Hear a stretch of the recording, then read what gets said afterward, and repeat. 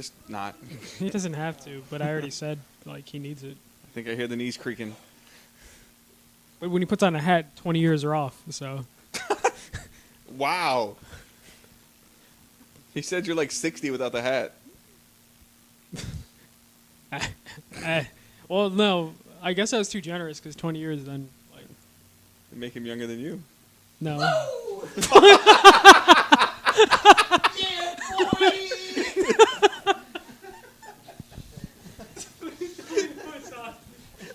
Were we live for him falling? Now I gotta keep watching this so I can see after the delay. See if it's actually in there.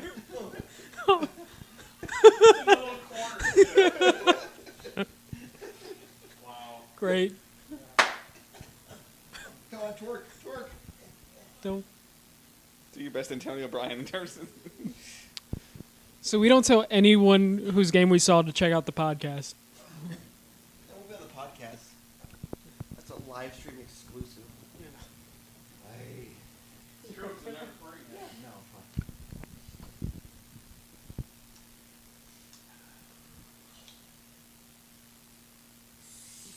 He just goes back calmly to his phone.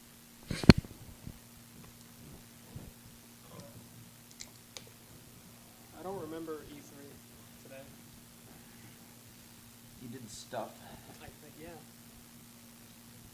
Yeah. I saw you in the Sony booth. Sony B. Yeah, did you... That's what we can talk about later. What, did you play Detroit?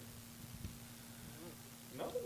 It was busy all day today. Was it? Every time I I went in put there, there on were like 5 it at- people around it. Oh. David Cage was back there, and I just didn't want to make faces in front of him. It probably helps if I turn on the mic. You don't like that game? I don't like his writing. Dialogue? You are woke. Yeah, exactly. That's all I would have been saying. You are woke AF.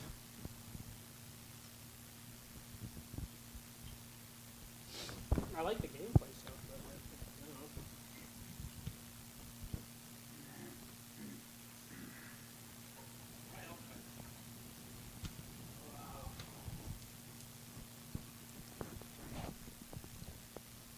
Josh is straight out of Malibu's Most Wanted.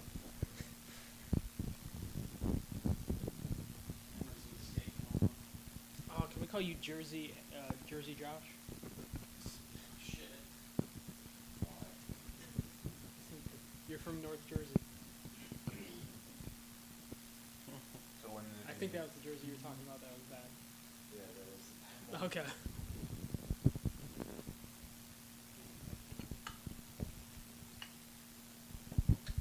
Is that Fall Out Boy you were singing earlier? Me? I don't know. How does it go? I forgot what it was already. God damn it. Alright, I'm dead. Sugar, we're going down Swiggy? Yeah. I think so. Okay. Yeah, that is Fall Out Boy. You know a Fall Out Boy song? Yeah, they're a pretty decent band. No, they're not. Yeah, they are. I only know them because they were in Rock Band. They're really not. Eh. No, not really. I don't know their newer stuff, but This ain't a scene, it's an arms race. I still haven't seen Big Hero 6.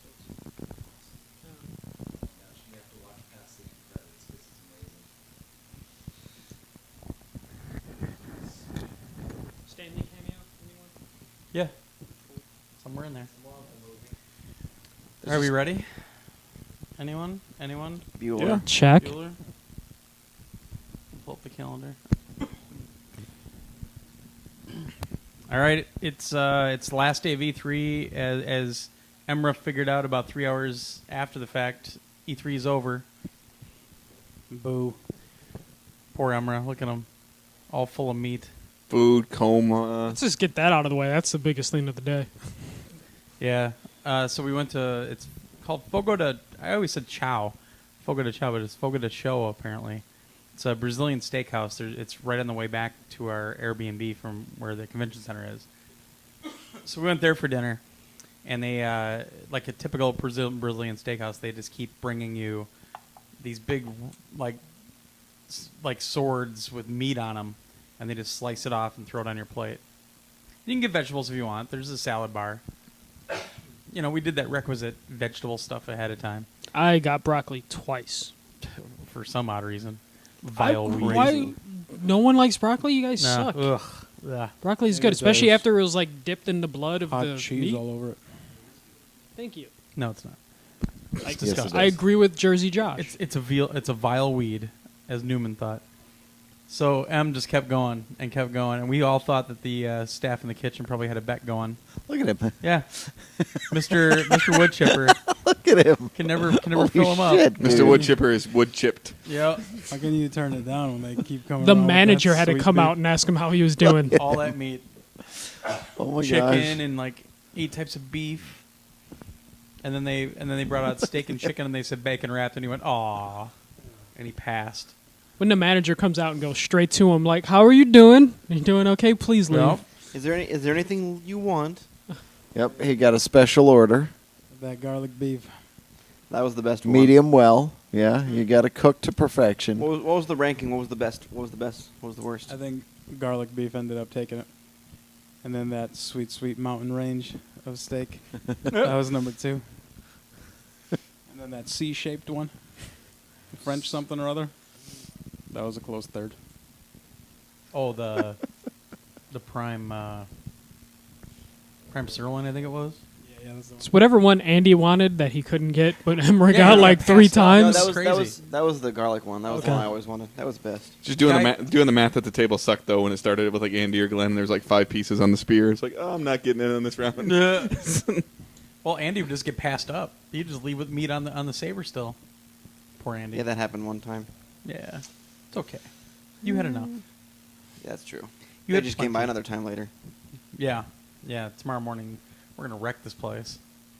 All right, so E3, kind of a light day, appointment wise. We always do that on Thursdays. We try to keep them open.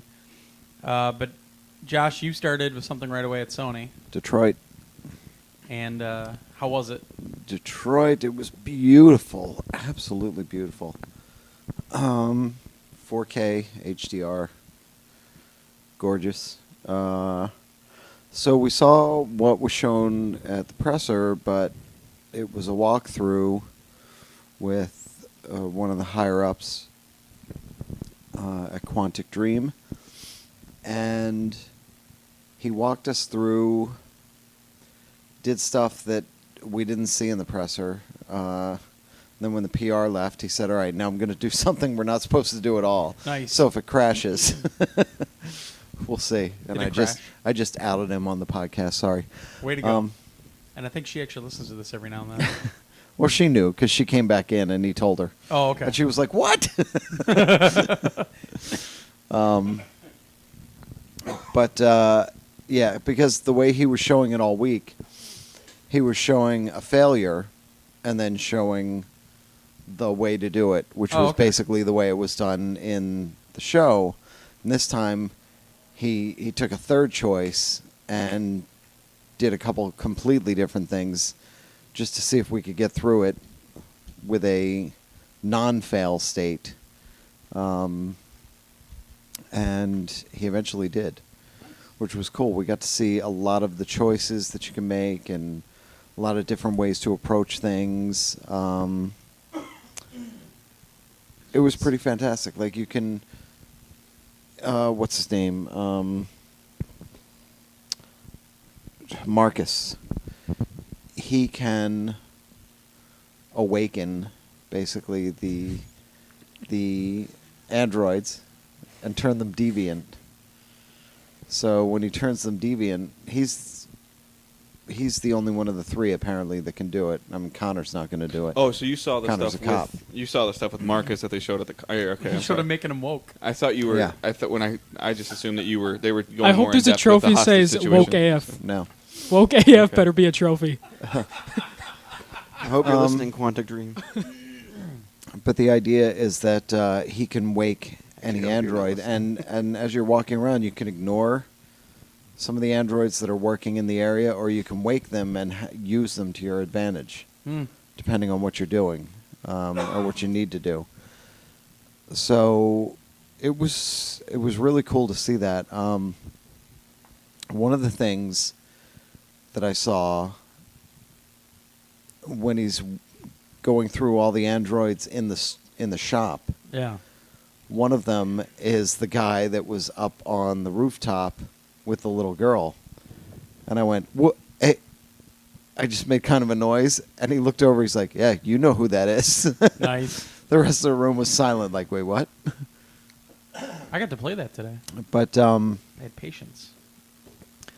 I asked him afterwards. I said, "So, is that the same guy, or are there just like 1,000 copies of him?" And he said, is "Yeah, that there's model 7131. yeah." He said there are a certain number of models, and then there are thousands, tens of thousands of copies of that model. Okay. So that is not necessarily that guy that ends up on the rooftop. Okay. For Connor and Marcus, well, Connor, that's the only one he would commit to. Connor is his own very specific model because he was built very specifically to handle deviants and to do that for the Oh, okay. police. So he is like a one-off. So he's like the one android cop. He's the one. Yeah.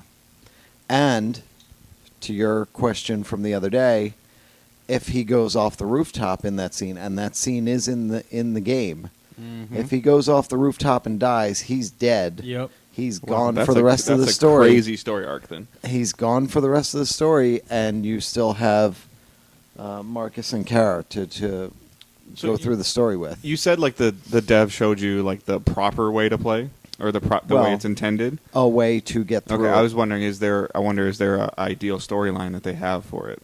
Probably not. Not Okay. really. It is so complicated. Like Brian Decker was telling us the other day, like he could talk about the game for an hour and not spoil anything because there are so many choices, and each little choice could lead to another Right. whole set of choices, which could lead to another whole set, and you could never get to that specific point necessarily. Which is going to drive somebody like Josh nuts when he plays it.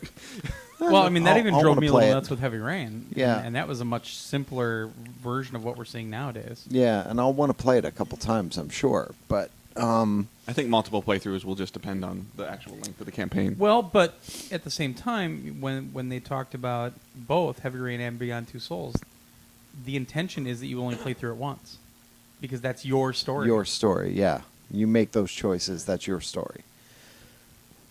But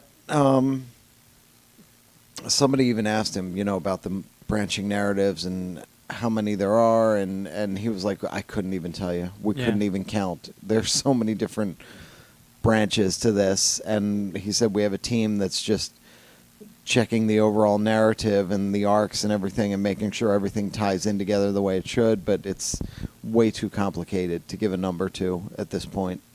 Right. I also asked him about the city and how accurate it is, and he said they took great care in making it as accurate as possible. They went to Detroit, they talked to city planners, they talked to community people. But yeah, it's I in the know. future, isn't it? City planner in Detroit. Haha. Well, you take all these bribes, and then you sell the city out. It is in the future, but the idea was they went through and they got the basic layout of the city, and wow, that is a big ass bug. You might want to close that door. That one. Where? Yeah, you might want to close that door Andy, behind kill you it. because more of them are coming. Andy, kill it. Come on, Andy. So You're an expert. It's not a scorpion. I'd You have can to do get it. up. Might have to put the Even spotlight on worse, soon. Another too. be 80 so of them here. oh yeah, the spotlight. So they went through the basics. They got the basic landmark buildings, the big Sure. ones, because the idea is that this is set 20, 30 years in the future. And by then, all the buildings that exist today won't exist because Yeah. they'll just blow up.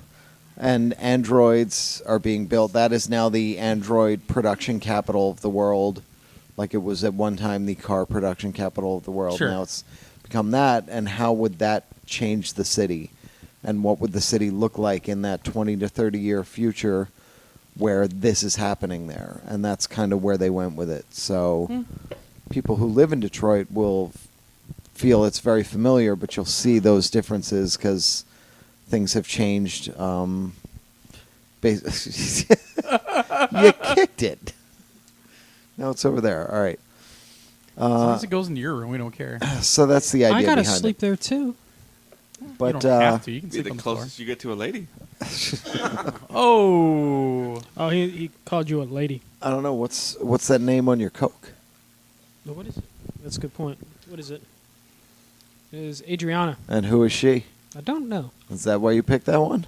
No, it was just the coldest one there. Yeah, Isn't that Dave's PSN name or something? that's how he likes his women. Cold. is that how it's pronounced? I've been getting it wrong all these years.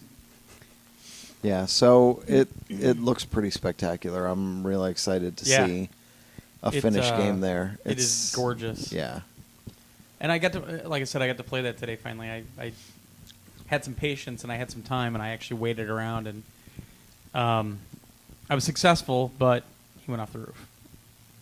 So it's weird when he's like falling off the roof and it says mission successful. I'm like, but crack. The cop fell off the roof, or Connor, not Connor. Yeah. He, in my ending, he grabs the girl and pushes or pulls her back, but he's pushing the deviant at the same time and goes over the edge with him. I'm actually starting to believe what that guy told me, that when I played, that I was the only one to have the deviant let go of the girl.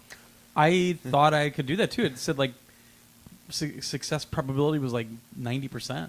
I stayed really far away though, because actually when you first spawn in and you or not spawn in, but when you first walk onto the balcony, Yeah. I didn't realize that you could actually walk forward. Yeah. Oh. So Yeah. I did most of my communication from him from a great distance. Oh, okay. And then the guy actually had to tell me, like, hey, you can move. And I'm like, oh. Well, I was doing really well, and then I helped the cop, and that dropped my numbers a little bit. It was funny. MJC and I had this conversation about the fact that it shows you stats all the time. Yeah. And he says he doesn't like it, and I'm like, actually, I really like that that's there. It's part of the gameplay for me. It was funny because the whole, you guys had told me that you only have so much time to look around the apartment and try to put all these clues together. And one of the ones that I didn't get at first was when you're doing the reconstruction and you can go across the timeline. Yeah. But there were little sections, and that's where you want to look for when something pops up, because a couple of them were kind of hidden. Yep. So, like the one where the gun's under the table, I didn't see that one at first, and all of a sudden I figured out what was going on. Finally, I'm like, oh shit, let me go back to that other one. So it's cool how they did it, because I mean it's obviously an evolution of what they were doing in Heavy Rain, especially, but Yeah. it's a lot more comfortable. It's a lot more organic now, I think. But man, is it beautiful! I mean, it is. You look at this, and it'll run fine on a PS4, not even a Pro. And yeah, okay, Microsoft, you have the most powerful console in the world or whatever, but look what they can do on this one. And you start thinking about PlayStation in the past with like the God of War games on PS2 and what they did with those, and what they did on PS3 even with Beyond Two Souls at the end, and how great they can utilize the hardware. Unlimited power with no apps. Yeah. Yeah, it really is. I've been watching it all week. Just when we were standing in the room, and I would always end up standing by Detroit and watch it while I was talking to somebody. Man, it's something to behold. It's awesome. Yep. Yep. They just, and again, I know, I'm sure we talked about it, but I forgot. They say 2018 for that as well. I don't think they said anything yet. I don't think remember. so. And we've seen it for what almost? We've seen Well, a trailer for Look 3 how long years. we saw yeah. Heavy But- Rain, though. I don't know how long it was. It was But a they've long been time. working on this for a while, Yeah. and it's a ton of work. Yeah. So We'll yeah, see. I don't know if it's this year or next year. Probably next year sometime. I'm assuming next year, but I don't know. Should Never probably know. ask. I probably have an email sitting there telling a date, but Someone Oh, in well. chat will tell us again. there we go. And then when you were in, oh god, seriously, can you at least move it over there? No, because the power cord doesn't reach. Or angle it down a little bit. Or That is so incredibly off-putting when you turn that light on. just, I'm watching right here. It looks fine. It could be better. Sure, it could be. We could rent a bunch of theatrical equipment and put lights up and stuff, but it looks fine without it. Okay. Now watch when you turn it on. Oh, that did so much. God. This is why I don't like doing video. Anyway, yeah, that didn't make a difference. while you were in there, I was actually in an appointment for Spider-Man with Brian Inahar, who's the creative director in the game. I will confirm somebody was playing it while we were actually watching it, so it wasn't a canned demo or anything like that. It was an extended version of what we saw. At the press conference. It wasn't canned. He had to like cook it and everything. What's that? It wasn't canned. He had to cook it and everything. Yes. God damn! I put those sunglasses on. Where are they at? They're right here. I can't wait to see some of the No. Spider-Man These dev, are just dev team cool and, guy and him sunglasses. in You particular put had the some of the pun glasses coolest on 'cause T-shirts they're and shit. hoodies and stuff.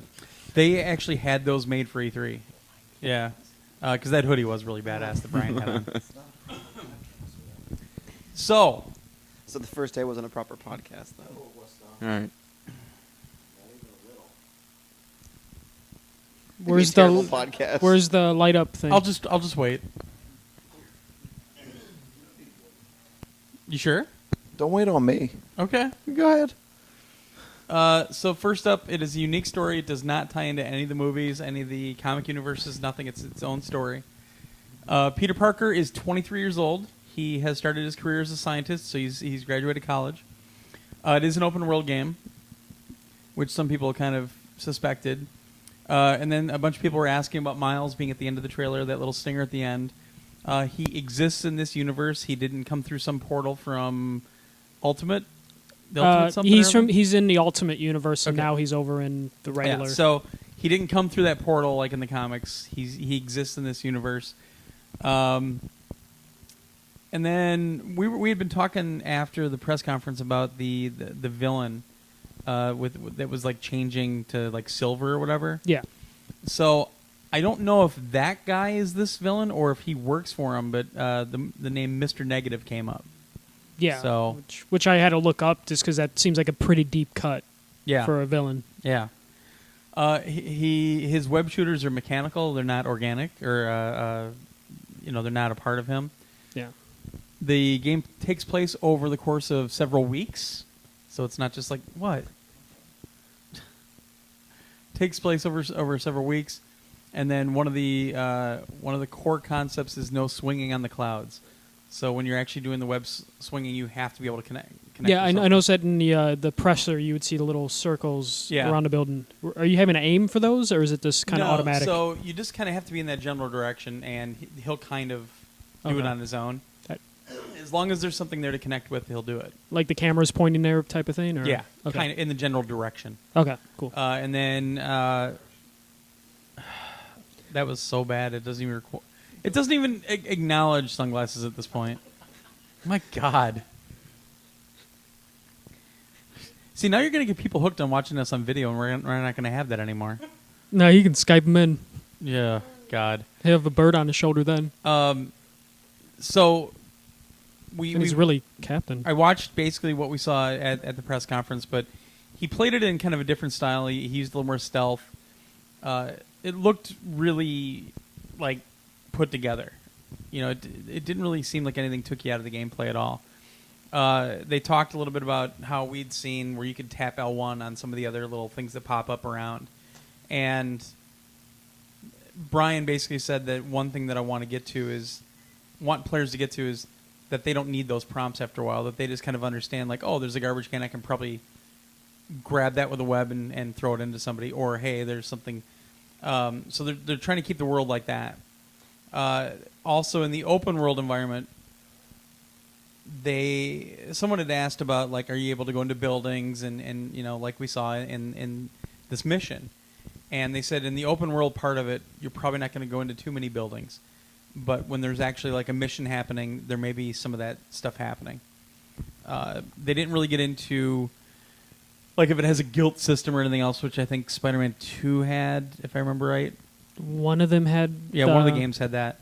He didn't really talk about that. So, the impetus for making sure that you do some missions, or if you just want to live your life or whatnot. I think that was one of the recent Spider-Mans. Yeah, They I had think it was the the second one. morality thing of just like if you didn't do enough in the city, the people would something like that. Like, Well, they would start bad-mouthing you. yeah, And kind of like what Infamous did. Yeah, Yeah. yeah.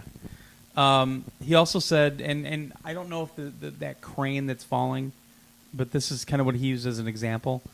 The idea of persistence was brought up, and he said, for example, like maybe this crane you don't actually save it, and it falls to the ground. That may be there for a couple of weeks. So there's some persistence in the environment itself that will happen from time to time. In terms of as you talked about with Detroit, in terms of the environment here, they're staying on the island of Manhattan. They did not do a 1-to-1, representation of the city, but they've got a lot of landmarks. And he said, people are going to be pretty happy with how much we have in there. So sounds cool. They said it's a really big cast. Brian Inhar is actually like a Spider-Man super fan, apparently. So he begged for this job. Do you think that since you said his webbing is going to be mechanical, do you think that's going to have to be something that we're going to have to like look for or fill? No. So when you're swinging, it's unlimited. But when you're actually shooting it and using your gadgets, that sort of thing, we noticed this little like kind of bar that you had to recharge. So you're not going to have an unlimited amount of everything, but It's on a cooldown. yeah, it's on a cooldown. And then what about, did they talk about the combos at all? They really didn't get into the fighting system very much. They said they're still kind of working that out. So I just saw that meter that was going like ×2, ×3. Yeah, he said that a lot of that's going to be a work in progress. So they didn't want to talk about it. Anything about like upgrading his abilities, getting stronger webs, or They didn't really talk about that either. I think Okay. they're still trying to figure that stuff out, Gotcha. tweak it. So I want think that all goes alternate to balance. costumes. I want. So costumes came up. Holy shit, that guy's. It's the same. It's just a ladybug. Okay. No, I didn't see it because I had the dumb sunglasses on. So. Yeah. So Okay.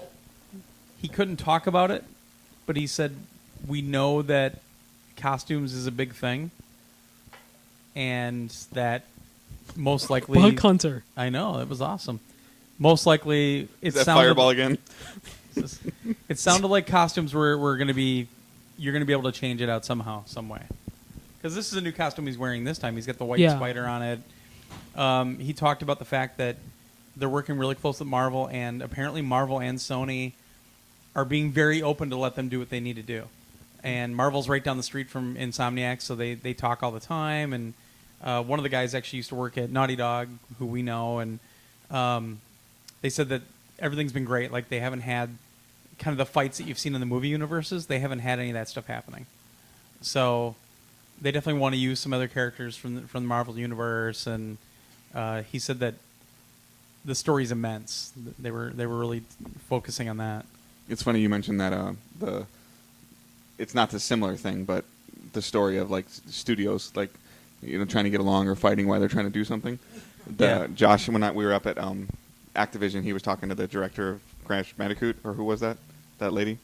And she Yeah, was saying Crash. at first like that Naughty Dog was like, Oh, and then they yeah. started showing him some stuff, and they like kind of like she was like it was like peeling an onion, kind of like it took them a little while to like Nice. open up to him, and then when they Yeah. finally realized that it wasn't going to be terrible, they're like, well, hey, let's help. Like, Sure.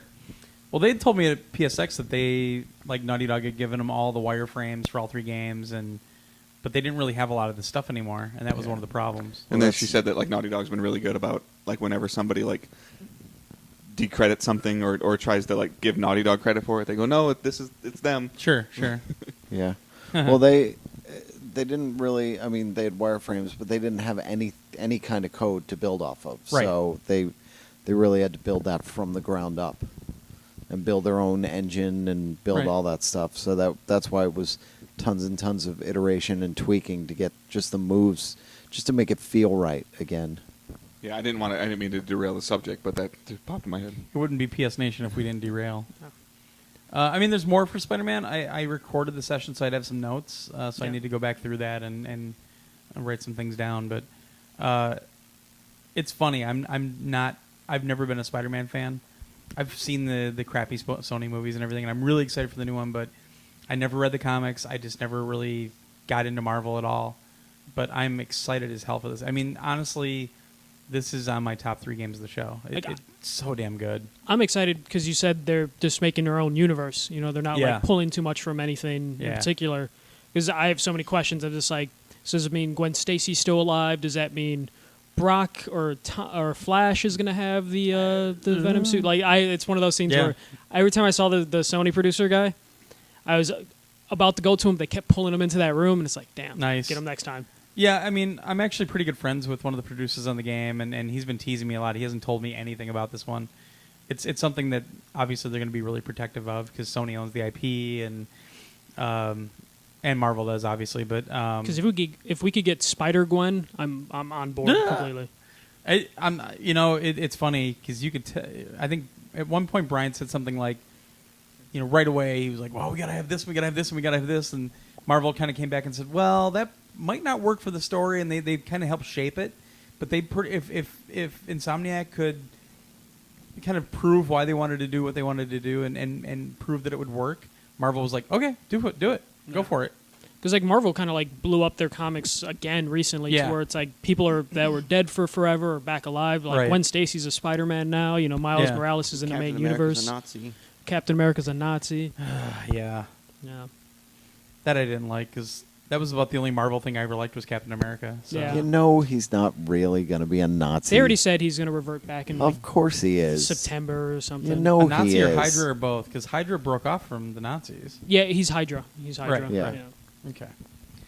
Anyway, Hydra.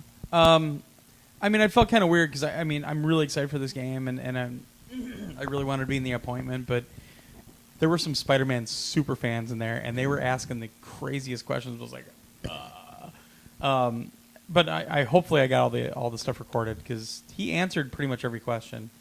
He was very non-dodgy on them. And it was a good appointment, so there probably wasn't a question that I get at every appointment. Is there multiplayer? And it's just like, Nope, none of that at all. Okay, no. I mean, somebody brought up the other Spider-Man games, which is funny because that was all Activision. Yeah. And those weren't very good. That Shattered whatever was not bad. But no, they would always nail like the feel of being like Spider-Man, but in terms Right. of like the story and the missions they have you do, it just never. Sure, no, Did yeah, well. totally. And then they also brought up like the QuickTime stuff. The only time that there were any QuickTime events at all in that whole demo that we saw was the crane part. Everything else was like actual gameplay. And somebody brought that up and said, "Well, what if you fail it?" And he said there's fail states, but I don't really understand fully what that implication is for this game. Like, do you have to redo it? Is it just that the crane falls and you piss everybody off? If you save Uncle Ben, you fail. Yes, immediately fail.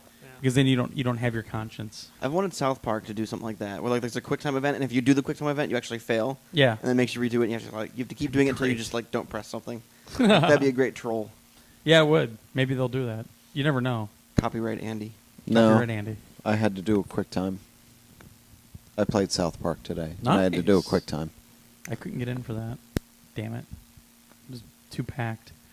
But yeah, believe the hype on Spider-Man. I mean, obviously I didn't play it yet, but holy shit, that was cool. It's one of the coolest things I've seen in video games. And they said 2018, right? Yes, 2018. They haven't given a Right. Even a window. window at all. They just said 2018 That year. when it's done. Tied in with Infinity Who had War. that? Was that Xbox conference that had that trailer? That at the end that said release date when it's done, damn it. It was one of the indies, yeah. Yeah. Oh, Cuphead.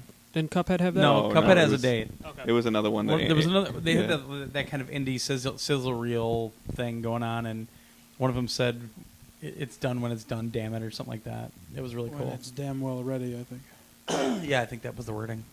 So, and then and after that, I played Detroit, and didn't you guys play something while I was in there too? I think we all kind of played something I at got in that Sony back area today. and played some stuff. Yeah. Yeah. Like what? Well, actually, first when we got in there, it was surprising there was no one at the VR booth, and that first hour, I guess they weren't using the app to control the VR stuff. Yeah. Tablets were broken. I heard when I walked in a couple of the people with the little banners on the back, like it's wide open right now. Yeah. And I was kind of bummed because, like, well, I'm going to an appointment, damn it. Because there were a Yeah. couple things on the floor I wanted to try. So I just walked back over and I said, "Can I play a VR thing?" He's like, "Well, which one do you want?" And I said, "Can I try the Final Fantasy one?" He's like, "Sure, if there's no one there." So I walked over there. There was no one there. I got to jump in and play Nice. Monster of the Deep. Oh, yeah. So you can kind of feel that it came from the fishing minigame that's in Final Fantasy 15. What? Here's just like, it's you can kind of Yeah. a ringing endorsement. A ringing, yeah. It's basically VR fishing. So, toss out a line, wait for it to get a hook, then you get a yank to get a solid hook on the fish, and then you reel it in, and that's basically about it. So they had you catch like 3 fish, and then the big monster of the deep would show up. And then for whatever reason, all of a sudden you had a crossbow. And Makes he sense. was jumping out of the water and jumping at you, and you had to shoot him a couple times to lower his health. And then you did the whole fishing mini game with him. And that was a little bit harder just because he would kind of swim back and forth, and you had to pull in the opposite direction.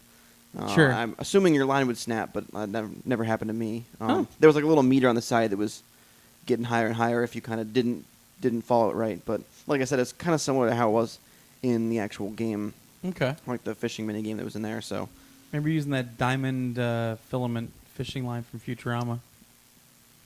maybe. Just saying. But yeah, so there was a pretty short demo, and after I finished, the lady's like, "Oh, I can tell you've played VR before because you figured it out pretty easily." I heard that too. Yeah. It's still funny in this day and age that even when you're back in the Sony area, like, oh, I assume you've played VR before.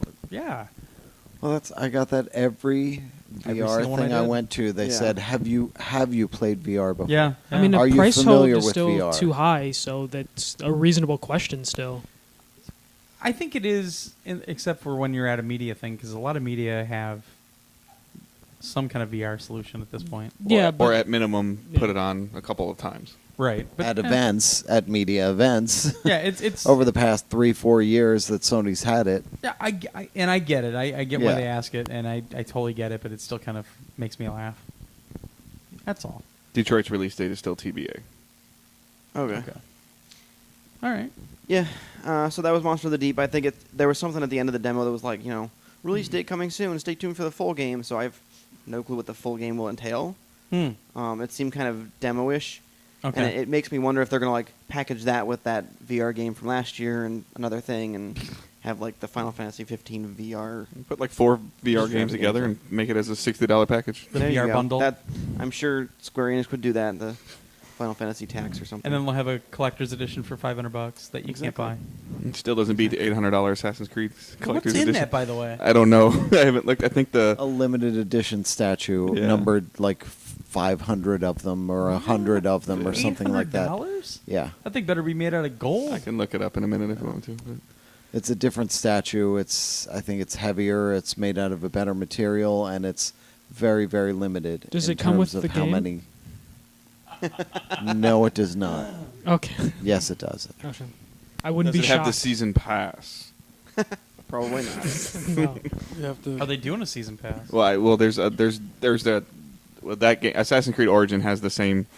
They showed the box art with the gold edition and the silver edition, like Ubisoft has been doing. And one of the Palmer was complaining earlier in the week that one of the big collector's editions doesn't come with any of the season pass stuff. Wow. Palmer problems. Yeah, Hashtag Palmer problems. Palmer life. That's a different set of Palmer problems. Jesus. So what, did you play something early, Mike? Oh, I played Star Child in VR. Oh, yeah. That was cool. That was the one where like he put the headset on, and he's like, "All right, so don't be afraid to." And then I started to stand up, and then he's like, "Oh, okay. I was gonna tell you don't be afraid to stand up and look around." Because he says like every time he tells people to lean forward, they just kind of like lean just a little bit. But I like fully stood up and I started to like walk around a little bit just to like, Nice. really get in there. The demo's really easy though. Like obviously it's a demo for the It's press. literally It's just going to be jumping. easy. Yeah. But that game looks really cool. Like Yeah. there's a spider that somehow still jump scared me.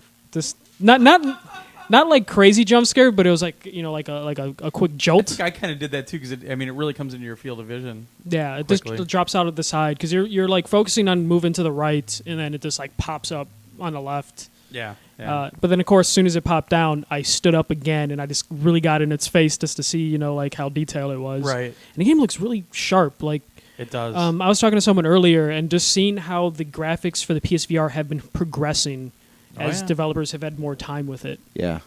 yeah. Especially like Inpatient. Like I didn't Yeah. try it, but just looking on the second screen compared to like when we did the PSVR Hotel Week Sure. weekend, the second screen stuff didn't look always that great. But then Right. when we saw Inpatient, like it just looked like you're watching Until Dawn. Yeah. And it looks remarkable in the headset. Yeah, does. It's crazy. It didn't have that shimmering or anything, and No. man, it looks so It, sharp. it The really lighting does too look was just sharp. like the doctor would walk into the back Yep. of the room and you couldn't see him at all. There's that. That's the best part of it. That's what makes it so intense Yep. and so creepy because when he's right there and he's leaning into your face, and you're just like, you got nowhere to go. It's that uncomfortable because Oh. he's invading your personal Yep. space. Yeah. It's awesome because the detail in his face just sells it. Yes. I agree. Star Child was cool. That's pretty much It it. is. It's a really short demo, so it was just a matter of just like looking at like the cool things and Yeah. just like when the big like mech robot thing pops up. Iron Giant thing pops up. And just when you like stand up again and then you just like look to see where his feet are just so you can get more of the size. Sure. Like You just wanted to feel big for a change, isn't that right? Isn't Yeah, that the only reason yeah. you did all that? And to remind everybody, that will be available non-VR and VR. Right. which is good because Yeah. because the VR thing's a nice bonus, but it's not necessarily something that looks like it needs VR. Yeah. Agreed. And the only other thing I played at the Sony thing was Knack 2, which was fun. Like I liked the first Knack; it was okay. Like, but this one actually seems like they've expanded enough of it Oh yeah, to where like they've It- really done a number on this one. yeah, like it seems like they paid attention to what people said about the first one and just expanded on it and made a better game. Yep, I agree. I totally agree. That was it. And then I just watched Inpatient for a while, and just watched people kind of freak out, and then never putting it on myself just because. Come on, I even did it. Nah. No, Yeah. it's too late. Dave? So during the little free for all in the morning with the VR booth, I got to play Moss. So that's the one with the little mouse, right? Yes. Okay. It's actually a quite interesting control scheme because I had the same question. I think when the press conference was going on, I was elbowing Josh. I'm like, "Are we still watching VR?" And he's like, "Yeah, there's the lines on the side of the stage." And I'm like, "Okay." So like you said, Star Child is both. They were showing Star Child as VR, but you can play it as non-VR as well. Right. Moss, I believe. It has to be. It's only VR. I kind of assumed that one. So you control the spirit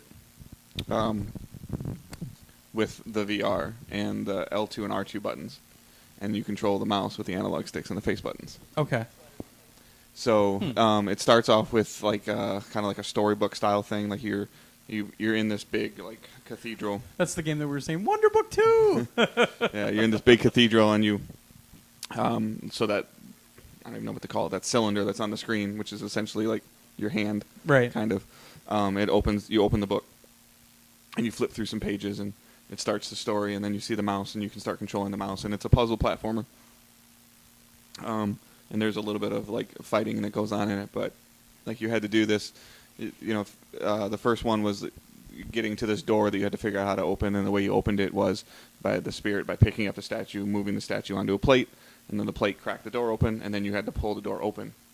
And you have Okay. to do this while holding the DualShock. It does not support move, which I'm guessing it can't because you control the mouse with the analog sticks. Oh, sure.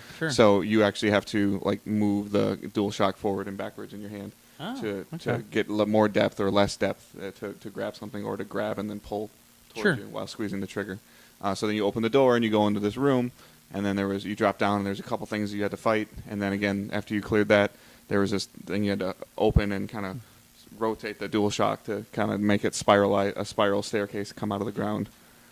And then he climbed up the staircase and jumped to the next one, and then it got a little difficult. The puzzle, the platform aspect got a okay. little difficult because it was kind of sort of like I guess the main game that I can mostly attribute it to is Zelda, where you had to like break a block and push it over something and have that block stay there, and then you stood on this other plate, and Sure. but you were able to control the enemies in the game as well. You were able to get control of like a beetle and put the beetle on a plate while you rotated a cylinder, and then opened it up to where you could walk through, and then you had to control the beetle and have the beetle go back to where you were and stand on that plate and rotate it again so that the mouse could jump up and climb up something and then leave. Okay. So it has a really interesting puzzle mechanic to it, and a very unique control scheme. Okay. So it was cool, but I don't know anything else. That was, hey, good, thanks. What'd you think? Oh, it was cool. Okay, have a good day. All right. Have a good day. Yeah. How was 2 million people waiting behind you? Yeah. How was the movement of like the stage? Like when you'd go to a new area, were you like stationary, like your head? I'm just wondering for like sickness or anything like that. in Yeah, I VR. mean, you could look around like you would any other Yeah. VR game. You could look up and look down and see the whole room, but for the most part, it was like I guess I would call it like a static screen. Like Okay. with the room that you were in, you could see the beginning of the room and you could see the end of the room, and then the objective was usually in the middle. Mhm. So, and the only thing that I found that was happening for me again, or in general, was the one puzzle I was working on where I had to spin it. Like I would find myself like spin and then let go and then reset the controller and grab L2 again and spin. I couldn't spin it like far enough, you know. And I don't know if that would be a little different if your DualShock's not plugged in. That'll be the new DualShock fidget spinner edition. But it was just like sometimes it just seemed like it just needed a little bit more, and then you're kind of like turning the whole controller almost like where you're like Sure. trying to almost have to like rotate it in your hand a little bit. Oh, So, jeez. Okay. but maybe that could be tweaked with a little bit of sensitivity to Oh it yeah. or something. Yeah. That's usually the stuff that happens last. Interesting. Em, what'd you do in the morning? Oh, you mean in the Sony booth? Wow, man, you're in like cloud meat. He ate a whole cow. It's true. Oh, this is great. And its brother. Yeah. His goat friend, his chicken I friend. watched. His lamb I friend. got into that theater appointment for not appointment, but theater line for Spider-Man. Yeah, what'd you think? I thought it was pretty great. The guy played the same thing we saw at the conference, almost exactly the same way though. Okay. He was a little bit more combative. He got punched a few times. So that was cool to Nice. see that it was happening, right there in front of us. Then I also got to watch the theater presentation of Uncharted Lost Legacy, Yeah, what'd you think? and I got a sweet tote bag. What? Mm-hmm. You guys and your Um, swag. That's right. So it was kind of like, not any more or less amazing than Uncharted 4, but it was another one of those. There's this huge truck with a bunch of guns on it that keeps breaking down walls and finding us everywhere we go. Yeah. Type scenes, Yeah, but right there. it was awesome. Speak into the nonetheless. top of it. The top is the sweet spot. Because you're doing this. You're like, blah, blah, blah, blah, blah. You want to talk into the top of the microphone. Okay. How do I know? I ain't no MC. I told you like 4 years ago. Did you? He took a year off. It's been a while. That's, oh, yeah. I got to quit, bro. They wait for him to clear waivers and everything to get him back. That's true. All right. But, I mean, what's exciting about it, though, is it's another Uncharted. Yep. It's another Uncharted story. It's not Nathan Drake, but it's still a character that we know. Chloe. I don't know if I like the whole thing about you have another player with you the whole time, but you start thinking back, and in the series, I think you had that quite a lot of times. A lot, yeah. Yeah. So I just always worry Not about the all whole the time, escort but a mission lot, yeah. situation. Yeah, I mean, They, Last of they Us, were, you had yeah, two. The Last of Us was No. fun. It's Yeah. not an escort mission thing because Nadine is a fucking badass. Yeah. Nice. And she will kick the shit out of anybody. There was a scene, and you probably had the exact same thing, where they come up and they see these two guards, and Chloe's like, Chloe, she's, I'll come over here and I'll take this guy. And meanwhile, Nadine runs up and just knocks one guy down, kicks her leg back up, and decks the other guy and knocks him into the water, and they're both down. Chloe walks up like, oh, okay, or we'll just do that. So in other words, Nadine is Martin Riggs Yeah, you don't have to worry about her. or Wonder Woman. She'll do her thing. Nice. Yeah. I think that in general, people are just excited because it's just more Uncharted sooner Yeah. than we Yeah. expected. So. Fuck yeah. And it's more Chloe, and Yeah, we I really missed haven't her. had a lot of Chloe. Well, and I think and you get her said- backstory. Yeah. which is A awesome. lot of her backstory. That's exciting. After your appointment, I don't remember if you said this or not, but I think I asked you about length because it was Yeah. in the DLC package, and I think you said that they said think on early Uncharted, Early on the original Uncharted. Uncharted, like in terms of the Yeah. campaign. Okay. So, 6 I to mean, 8 hours. If 8 it's to if 10. it's 6 to 8 hours and it's whatever the price is, then it's not the price is not $60. So Sure. if you're getting 6 or 8 hour great campaign Yeah. from Naughty Dog for $40, Yeah, like, I'm ready. I'm Yeah. I'm totally ready for that game. Yeah. That's going to be I great. just want Sully, like, when she dies, to be like, Chloe! I just hope this is successful, and then we can get the misadventures of young Sully. There we go. That's what I want. I want to know why he took a hooker to church. I hope these I Why smaller. just wouldn't want all the backstories that he, like, tells during Exactly. the series. I just want them to cut to or you like. find out that he had the most boring childhood and he's totally full of shit. I would be fine with that. entirely possible. Yeah. Just I make think it a it'd be graphic. awesome. I hope that a this graphic novel. and the Horizon expansion are very successful, so that something like this can continue. Because you could automatically think about like a Detroit expansion or a Days Gone expansion Sure. or Spider-Man expansion. Like any of those things that would be just great, or a God of War expansion, like smaller tidbits instead of waiting 5 years to get another game. Right. You You guys know? think that the Horizon expansion will be on that like $40 level of content? I think it'll be 30. Did they say if that's going to be standalone? Because I know like this one's standalone. They showed the box Uncharted art is. for the. I don't- Didn't they show box art I thought for? they said it was. Dude, I thought they said DLC. They might have. I don't know if it's standalone or not. I don't think it is. But With as close as it's coming out to the game coming out, I would assume it's just DLC. yeah, But I mean, both of these are just like they just take the same engine, a lot of the same assets, and just kind of sure. build a new story on That it. makes two big first-party things coming this year that are both $40 with this and Knack 2. Yeah. It's weird with Knack too because I think people are going to write it off because they didn't like Knack, and it's become that whole stereotypical oh Knack. Blah, blah, blah. That game still sold a lot. It I mean, did. granted, it was partially because it was bundled with early consoles. Well, it was Well, a launch game. And you had one of No, four it was a choices launch at launch. game, yeah. so. Yeah, but I'm just saying, like, sold quite a few copies. Knack 2 is like in a magnitude of whatever 5 probably better than the first game. It really is. Yeah. It's, they're telling the story a little bit differently. I think the pacing's a lot different, but just the gameplay and how much they added to the gameplay and how much they tweaked the gameplay, man, I'm really liking it. Yeah. I'm excited for that game. I can't wait. I just like the guy I was talking to, Nick, for Knack. Nick. Yeah. Oh yeah. Nick for Knack. yeah, Nick for Knack. Yeah, Nick Knack. yeah. He's probably heard that a lot. Sunglasses. That would be Knack Nick. Yeah. Me and him just like had the moment. It was like, yeah, Knack came out a couple years ago, and I was like, Knack came out a couple years ago, and then we realized it was a launch. 2013? Yeah, it was a launch title. It was a long time ago, Yep. for them to work on this. Yep. And it shows. Mark Cerny actually apparently remembered that he and I talked about it at the PS4 launch because he was surprised that I'd already played it so much because I had already finished it before the launch. But apparently somebody told me that he remembered that. I was like, wow, really? So, and then it was funny. Like,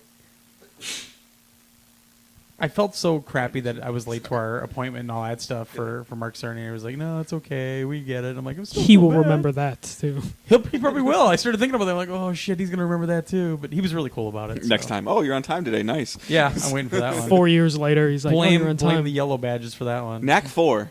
Glenn's on time. Yeah, there we go. So, all right. So, anything else after Uncharted? No, that was it. Then Got the that shirt. Sony booth got swarmed by Yes, it did. the yellows. The yellows. The yellow swarm. Hashtag yellow swarm. Patent pending. Patent pending. All right. was a what lot do we have easier to next on the navigate old today. calendar? Seeking Dawn. Dave. That was me. Yeah. Trying to remember which one that. So that is a first-person shooter VR survival oh yeah, type you were telling me about this game. one. It was trying to. It was still early. Like they're shooting. They say that they're shooting for this year, but I don't think that's gonna happen. Yeah. And they only had it running on Oculus, and I had to use the Steam controllers. I think you said they're called. If it was Oculus, that was the Oculus Touch controllers. Yeah, is With that the the big one? circle in Yes, them? that was them. Yeah. Those are interesting. Yeah, like they the are. I mean, HTC the ones control, the control scheme aside, like I can see how Move will work with it. Sure. I don't see a DualShock working with it, so this will be a game that I believe will be 2 Move controllers only. But he kind of was telling me that they're kind of like don't starve and slightly, but have a little bit more of a story to it, and not necessarily as punishing as like permadeath. But that game had probably the most aggressive AI I've ever seen in my life. Shit. So the first part was that with Maybe you just suck, Dave. well, it was not the easiest thing to maneuver around in, like we've talked about before. Like you're in a first-person shooter, you're using these, all the face buttons and the analog sticks do this and they do that and they do this, and it's like, okay, like how do I walk? So like this one, you were able to the controller had directional pads on it. You could walk forward and move to your left or move to your right and walk, but you had to fully turn around to turn Sure. around. They didn't have a 180 kind of thing. So I think that'll be a little interesting because I could feel the wire on my ankle and I would have to like step over it to make sure that I didn't like tie myself up while I was standing up. Then Dave found out that it was a trap, and that was what was supposed to happen the whole time. It looked, it still looked like a work in progress. It kind of had a cool environment to it. some lots of foliage and plants and everything like that. You were walking through. No, Dave, it's foliage. It's a co-op. It was a co-op game we were playing, so it was there was another partner with me. Okay. And then they didn't really get into. They were just showing the combat, but they were talking about. When I asked him, I'm like, "So is it permadeath?" He's like, "That's a strong word." So, and I was like, "Is it permadeath with a backpack?" And he goes, No, they're "That's." mostly dead. Well, I go, "Is it permadeath with a backpack?" And he goes, "That sounds a little better." So you can like kind of store some things when you die, and you can you'll still have those things as well. So, but that they were just mainly showing off the combat, and I hope there's a little bit of variety of weapons to it as well. But it was only a 10-minute demo, and like I said, like the thing that really bothered me about it, and he said that when you die, you normally go back to the base, is that I would die. I'd have this bug just run like all up in my face. And Like the one flying around in here before? Yeah, All right. and kill me, and then it would be like, oh, rebooting, and then it would put me right back in the same spot where the bug was still right there. Nice. And so like there was a couple times where like I died like 3 times in a row, and I'm like, you know what, screw this. So as soon as I spawned back in, I just ran in a direction, and then I was able to turn around and But it's the same thing. Like it had a gun, and you had a gun and you had a shield. It had a pretty cool shield mechanic where you could one button. If you held down one button and you hit another button, you could have a shield on your arm that you could move with your arm, Okay. and it would that would get bigger off your glove. And then if you didn't hold down that button, it would just drop in front of you, and you could use it kind of as a barricade, and then move left and shoot and move right. So that was interesting. But there wasn't. Maybe this is just with as much shooters I've been playing lately, kind of drives me nuts a little bit. But like with Lawbreakers, there wasn't a way to aim down sights. Yeah, I don't know why that's become kind of a thing lately. And it's funny because they finally put kind of aiming down the sights in Halo 5, which you were never really able to do before besides sniper rifles. So I've noticed that lately too, and it bothers me a little bit. Lawbreakers doesn't surprise me though, because Right. that was kind of an Unreal thing for a little while. And you're moving way too fast in Lawbreakers that you'd want to stand I was still watching and the video aim down before. sights. You're actually not moving that fast. Yeah. It was slower than I remembered it looking before in the streams. So And I didn't I feel don't like I could when I was playing Lawbreakers too. Like I didn't feel like that I was doing something wrong, that I wasn't moving fast enough. sure. I didn't feel like I was being punished because I was too slow. Okay. Now, when you get into some more highly competitive play, like maybe it does get a little bit faster when you fully understand your class and your character and your Right. abilities and stuff like that. Right. But this one, it's just I don't know the answer to aiming down sights in that situation because it's in VR. Right. Because now we're like I don't think that the aim controller is an answer on PSVR for this. Probably not. So maybe it's just the way it's built. So. Well, I mean, that's what they're gonna have to figure out. I mean, that's one of the big roadblocks with developing for VR is a lot of the mechanics you have to figure out because you don't have a lot of stuff to base anything on. There just aren't that many examples out there right now. So interesting though. All right, Andy, Xseed. Since I didn't go to the Yep. Indiecade today. Nap time. Kidding. So I saw 2 games at Xseed. Okay. One of them is the latest Senran Kagura game, Okay. which is, of course, the game with all the busty babes that bust out of their clothes. Woohoo! All right. So, the past few games have all been like brawlers. Yeah. Except for the rhythm game. You're dragging. As Dave drags his phone behind him on his He's got charger. a tail there. Damn, just gonna go to the bathroom during Xseed? Well, Ember went to the bathroom for Spider-Man, didn't he? I did no such thing. Uh-huh. It was an emergency in Emmer's case, though. Always is. Why are we talking about this when he's talking about busty babes? Yeah. What the hell? Yeah. Plushy Sweet Tooth doesn't have an opinion. So the normal games are all like brawlers, Right. either like 2D kind of side scrolling or like 3D, more like a Warriors game. Okay. But this one's actually a shooter, a third-person shooter. Oh, okay. But Really? instead of like actual guns, they're water guns. Jesus. So it's a 5v5 kind of arena shooter. Okay. Each of the characters has a bunch of different loadout slots. So you get one weapon, but you can switch that out. There's a whole bunch of different type of water guns in the game, and then you have a few special abilities that are they're displayed with cards, and you kind of collect them as cards. But then they'll do things like give your team a buff, or give the enemies a debuff, or do some damage or whatever. And then you have a whole bunch of like skill cards that'll like lower your reload time or whatever. okay. It's kind of fairly fast paced because you also have like a water jet on your back. so you can boost around the stage. What is this, Super Mario Sunshine? Yep. The best Mario game ever made. I never Um, played it. But the weird thing is, like when It's you're not. when you're boosting or when you're like flying around with the jetpacks, you're using water, which is your ammo. Okay. So then you'll boost around and then shoot someone, and then you run out of ammo, so you got to reload. Which of course, then the girl starts pumping the Of the course. water gun, which is how you Tell reload. me more. Slower. Slower. Yeah, slower. All right, I'm done. But yeah, it was. I played like 4 or 5 rounds of it. I was just doing against AI, so there's obviously full story mode. Most of the characters that have been in all the past games show up. So like there's the full 4 schools that you can play as, and those are kind of like the teams of 5 for the story mode, and then there's full online as well for the shooter aspects. Okay. But I was pleasantly surprised by how well it played. Nice. Like I was kind of expecting going into this game because they normally make like a brawler that would be kind of clunky and not very good. But Sure. once I kind of started getting into it and figuring out how each of the guns was working, I was kind of doing pretty well. And Nice. of course, because this is Senran Kagura, after you down someone, you can kind of go up and taunt them by basically shooting their swimsuit off with your water gun. That's a powerful water gun. It's actually a little bit of like because if you're trying to go for KOs, that's wasting your time. Okay. But you get style points. Well, kinda and you thing. get to see fake boobies. Exactly. They're all I mean, anime boobies. exactly. I know Revy's freaking out right now. I'm sure he is. He's just twitching uncontrollably. Probably has a creepy mouse pad. No, and he's still everything. playing that Batman VR with Harley Quinn. Maybe. Maybe. And then I also saw Sakura of Rice and Rain, Okay. which it reminded me a lot of a Vanillaware game. Okay. So, side-scrolling Isn't brawler. that the one made by Vanillaware, or is that different? No, I don't believe so. Okay. Because it's all 3D graphics. Oh, all right. So it's still very beautiful. Actually, it's very like cell shaded. Looks really good. But it's side-scrolling. You're actually playing as like a farmer, a rice farmer.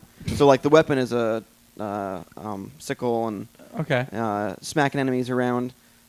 She also has like this web thing that she can shoot out and like pull herself up to like a wall or down to enemies or whatever. Spider Gwen Stacy. There you go. Spider-Man. But it was really good, very fluid combat. Like I was knocking enemies up in the air and then knocking them back down to the ground for damage. Some really cool like environmental hazards. At one point there was like a giant mushroom, and I could like knock enemies into the mushroom for damage, and then they bounce off and hit some spikes for more damage. Oh, jeez. Kind of stuff. And yeah, so the combat was really good. Apparently, there's also some like farming aspects because you're a farmer. But at least in the demo, they just had like the combat sections.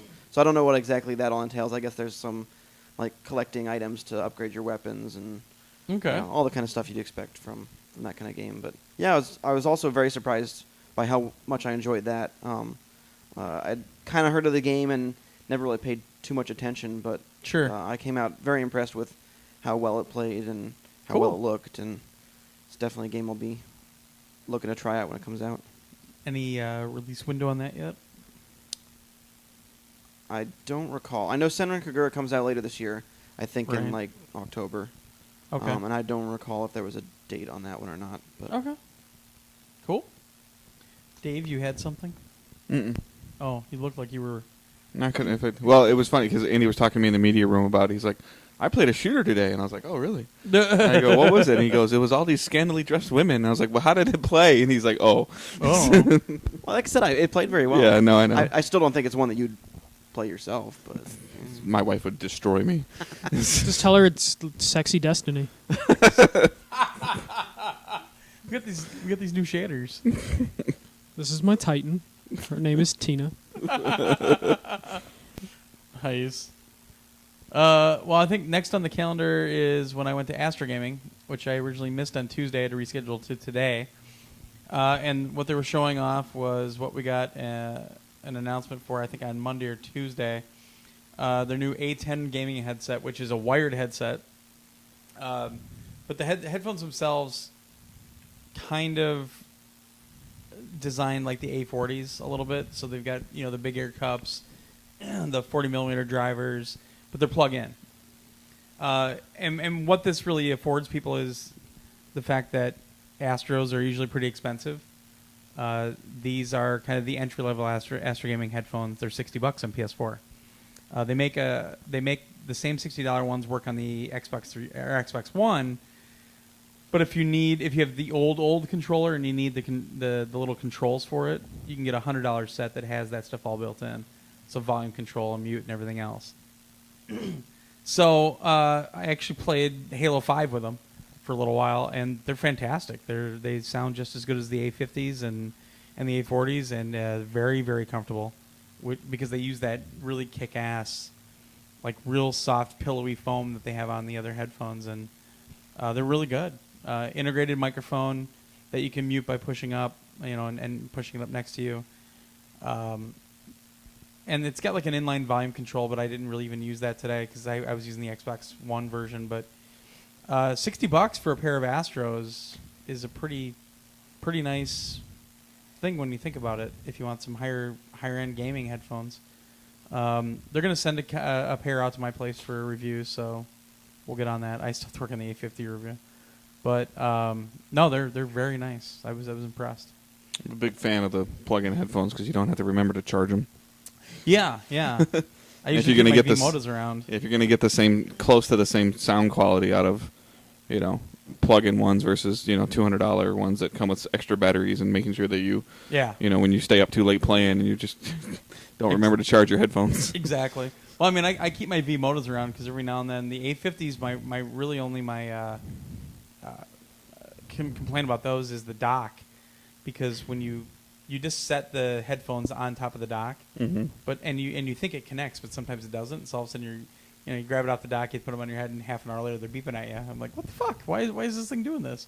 So it's nice to have a pair of plug-in headphones readily available. But the other thing about these is they're insanely durable. Like, I'll do a video when I get these things, but he was like, you can wrench them like crazy. Which is a big deal for Astro. Yeah. Very true. Their first lines were I mean, very you can good. pull them all the way apart and everything else. So if you got kids, they're a really good pair to have, probably. Probably also good because I feel like all the PlayStation ones tend to fall apart that way. And I brought that up, and I said, well, like a lot of the PlayStation headphones, they snap. I haven't used the Platinums enough to know yet, but we've got tons of reports of the Golds and the Pulse snapping. My Pulse is snapped. Yeah. Yeah. My Golds are holding up, but I don't use them that much. Like as much these, as I use the Pulse. I could pull them all the way apart and flatten out that top piece, no problem. And he says they've been doing it for 3 days in every demo, and they were fine. You couldn't tell at all. So they're nice. They're I was very impressed. So hopefully I'll have a review in a couple weeks. They wanted to send a pair home with me. I'm like, I have no room for them in my bag. So, yeah. Servios? Josh? Yes. 2 VR games. Raw Data, which is a dirty Star Trek game. Really? No. Like, what? Raw Data in the Data. Raw. You're. it's Oh, Raw Data, because Yeah. he's a character. Yeah, Yes. it took a few Okay. seconds. No, because I don't really watch Star Trek, so it took me a while. Okay, so it's 2 players. You're in an arena, and there's going to be a full story to this thing, apparently. Okay. But we just played a small part of it where we're on some little space station thing, and the way it works is you do the teleport to move around. Okay. So you look, you pull the trigger, the aiming thing goes out, you let go, and you teleport right to that spot. Okay. So what was going on is we were on this platform, and waves of robots were slowly coming at us from multiple angles, and drones were coming flying overhead. You've got 2 guns, shoot, gun in each hand. You reach down, you just put them down to your side to reload, Mm-hmm. pick them back up, shoot again. You can hold down the triggers to supercharge a shot. You can That sounds familiar. hold the two together, hold your hands together, and supercharge a shot, and you get a big blast because both guns go out together. Okay. You can do like a quick shot, like a rapid fire thing as well. Okay. So I think communication is the key here. I didn't communicate with the guy next to me. I mean, we didn't have headsets on or anything like that. This was all on Vive. So, Oh, okay. and you know, I would just look where he's moving, and then I would move to cover the other spot. Mm. And if he would then jump to me, I would then back up so that I could get a better view of the entire area. Sure. So I kept moving myself around. You know, I'm leaning around corners to shoot at the robots, and because they'll shoot back at you, they'll drop bombs on you, they'll do all kinds of crazy stuff. I did quite well, apparently. The people in line, because they cut me right in line, and the people who had been standing there waiting to play for watching everybody play. I finished and I took the thing off. They're like, "Damn, you were good at that." Those people were all plants by PR. I think a lot of these people have never played VR because it was a lot of yellow badges. Sure. So I think they've never played VR in their lives, and they're all new to it, and they're all just not knowing how to handle it. I wonder So- how these folks that came to E3 as public feel about everybody calling them yellow badges. just demoting them down to simple things. I was joking on Twitter that we've reintroduced the caste system. I saw that. That was great. So Andy get all brainy on Twitter early in the morning. It's going to have a full campaign to it with multiple environments, things like that. It was pretty cool. Nice. I'm not sure if there's enough depth there, but with the full campaign and maybe some additional weapons and things like that, it could be pretty cool. It was Sure. kind of fun. Now the other game I played, which was Sprint Vector. Sprint Vector. Yeah. Hmm. I played it, and I had so much fun with it. I stood there and I periscoped the next two guys playing it. Good job. But at least I got that damn wristband off.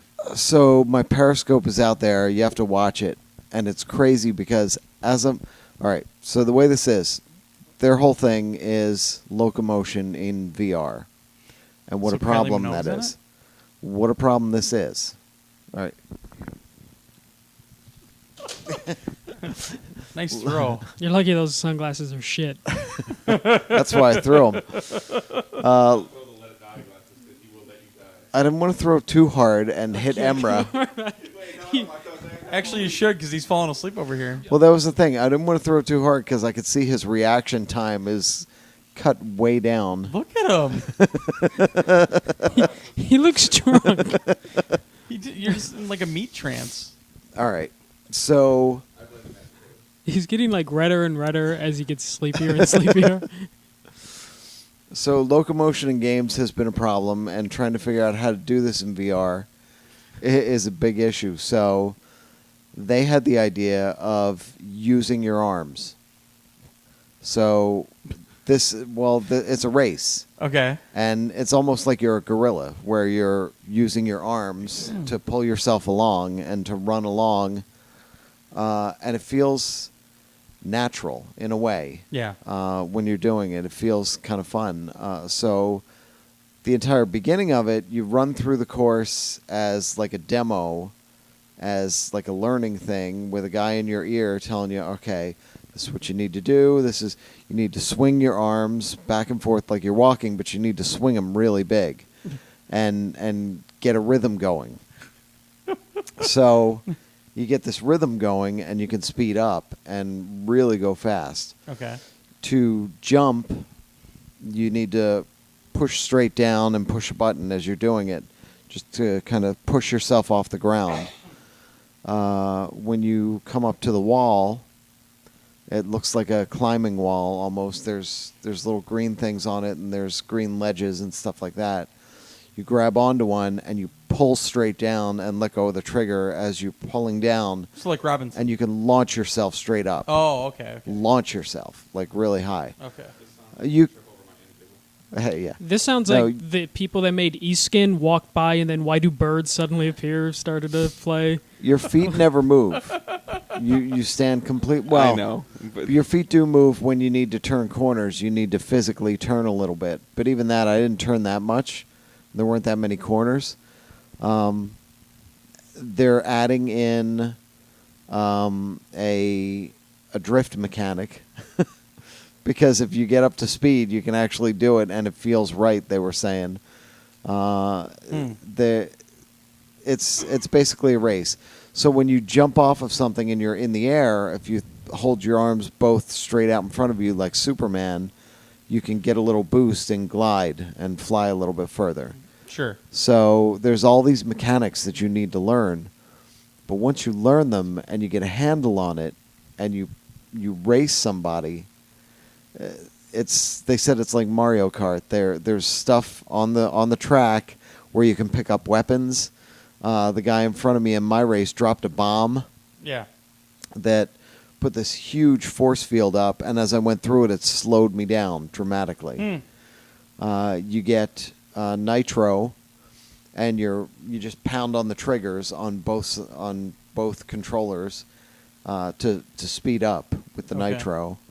It's intense. It's a serious workout, and I played through like I said. I was having trouble on the walls because I would grab hold and I couldn't get the timing of letting go of the trigger down.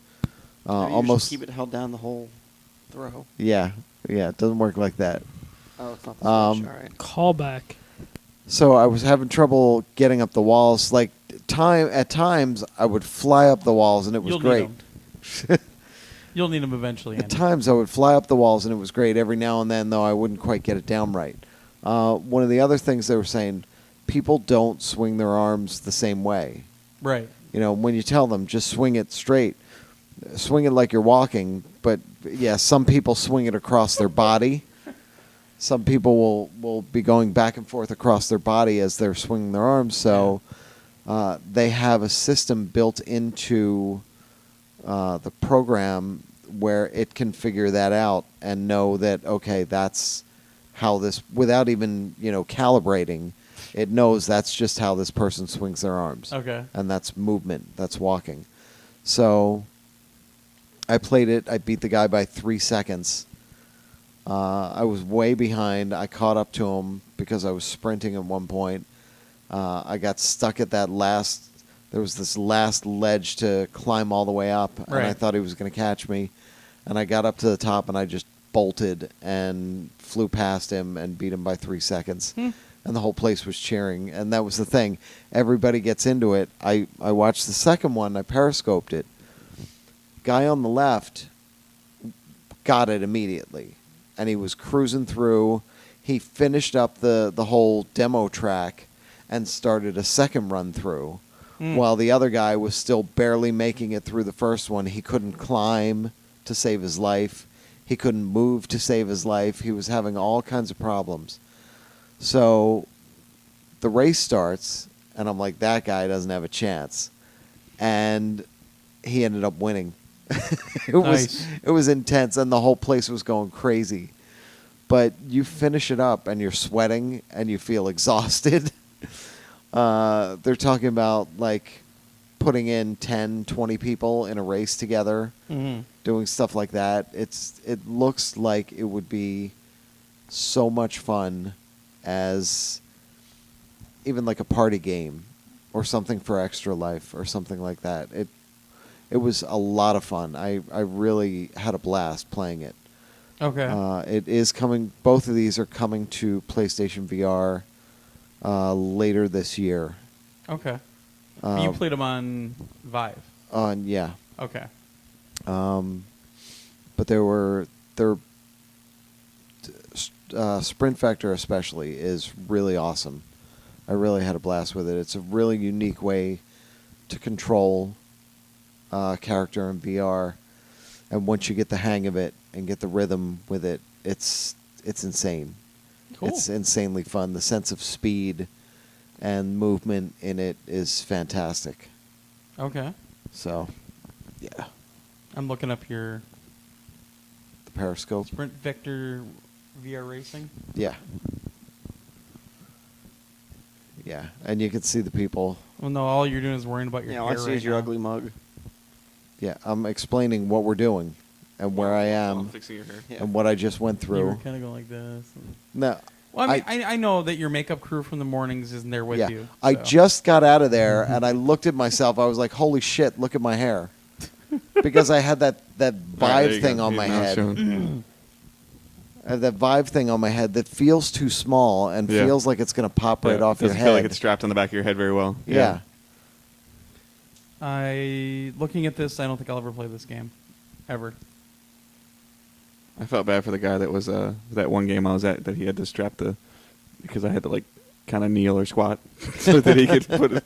Yeah. He had to knight you. It's crazy fun though. So if anybody wants to see, go back and watch that Periscope because I was just going to show a little bit of it, but then I ended up staying because I wanted to see who was going to win this race, Yeah. and I did the whole thing. Was this from- on the show floor? Yeah, it was right at the edge of the indie booth. Oh, okay. Okay. I didn't go over that direction very often. Yeah. And man, it was fun. It was so much fun. Cool. All right. Why is my fucking monitor doing this? So next up, the Dalek. Yes, sir. Daedalic, is that how you say it? You That's how saw I it. say I don't know if it's You that's talked what to I them. said, Data but- Lick. Daedalic? Daedalic. Okay. That's also a Star Trek. It's porn. also data in the That's raw. Star Trek porn. Yeah. Data Lick. So at Daedalic, I got to see 3. Count So Damn. that, 3 games. that's the Naked Now episode with him and Yar. Yeah. That's literally a thing. Yep, that is. IDK. Okay. As he says, he's fully functional. Damn right he is. Does that need glasses? No. No. No, that's No. that's We're a just line from nerding the out over episode. Star Trek stuff. Okay, so the first game I saw was called State Less of cool Star Mind. Wars. Okay. That one is set in 2048 Okay. in a world where the actual world is like dystopian Coolest and word run ever, down. what? And there's wipeout races. Sure. And there's a utopia that's kind of computer based that people can upload their minds to. And Okay. just live all happy and perfect. Like the Matrix. Yep. Problem is their body isn't in this little jelly bulb. Their body is just kind of like hanging around the streets or chilling in an alleyway. Like the crappy. So you could get molested while you're standing there and your mind is Yeah. off in this crazy thing. Well, that's part of the utopia, bro. I It's almost say. like that Bruce Saying. Willis movie. So with all you, the so your mind comes back into your body and you're like, what's going on here? All right. God, send me back, send me back, send me back. Okay, so for this one, I only had 15 minutes, and we spent like the first 10 just talking to me with on the title screen. So, Oh God. and then we finally got into it, and I'm this guy Richard. I'm a journalist who hates technology, but I write about it. So like Yeah. every Sounds game like you. journalist. Yeah. yeah. So, That'll be him later, finishing up writing. the He's waiting to write it. He's waiting to start his meat podcast. the visuals are really like low res and And kinda raw. blocky. It almost looks like a really sharp, like Virtua Fighter. Give me Okay. them Yeah. goddamn sunglasses.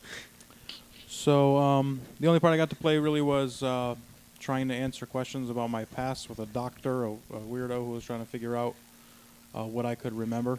Okay. So he was just asking me things, and I had to pick the answers, but I had no idea. They showed me pictures like, who is this woman? And then I could say Jennifer, my wife, or my daughter. What did I miss here? Dave's like dying. So, Josh said he's gonna wait to start his meat podcast, and MJC goes Raw. Hey,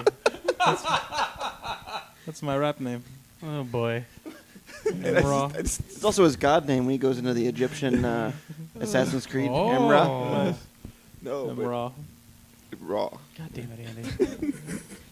Well, that- There are not enough. Those are mine. There are not enough pair of pun glasses in this world for you. No, these are mine. That good one is mine. I'm learning because I'm spending too much time with Andy. Well, yeah, that makes sense. Anyway. Okay, the second one I saw was called Shadow Tactics Blades of the Shogun. Okay. Now, this one was cool because it was like a stealth game, Okay. and it was like an isometric view. But your characters are really tiny because the camera is pulled so way far out. Okay. And you can move it all around the map, kind of like a bird's eye view thingy, and it really gives you all the tools to successfully complete a stealth mission. Okay. The cool thing about it is you have 5 characters total, and at certain points you have to get all of them to the same area. Jesus Christ. So you can Taking only the throne. control. You take a seat? Oh, sweet. All right. So you can only control one of these characters at a time. He's just not going to record with us. One of the guys is a big samurai who can't climb anything. He can't use a grappling hook. So you kind of have to park him somewhere safe where he won't be discovered while you switch to the ninja. Who can Oh, so You this is climb like you on have the to roof. park dwarf him thing, while yeah. you parkour. Son of a bitch. That was brilliant too. All right, so ninja has to go up on the roof, come around, unlock the door for the big samurai guy to get through. Then you can switch back, play however you want. You Okay. can go up to 5 characters that you have to get to the same point, Okay. so it can get pretty zany. And then the third game I played was called Pillars of the Earth.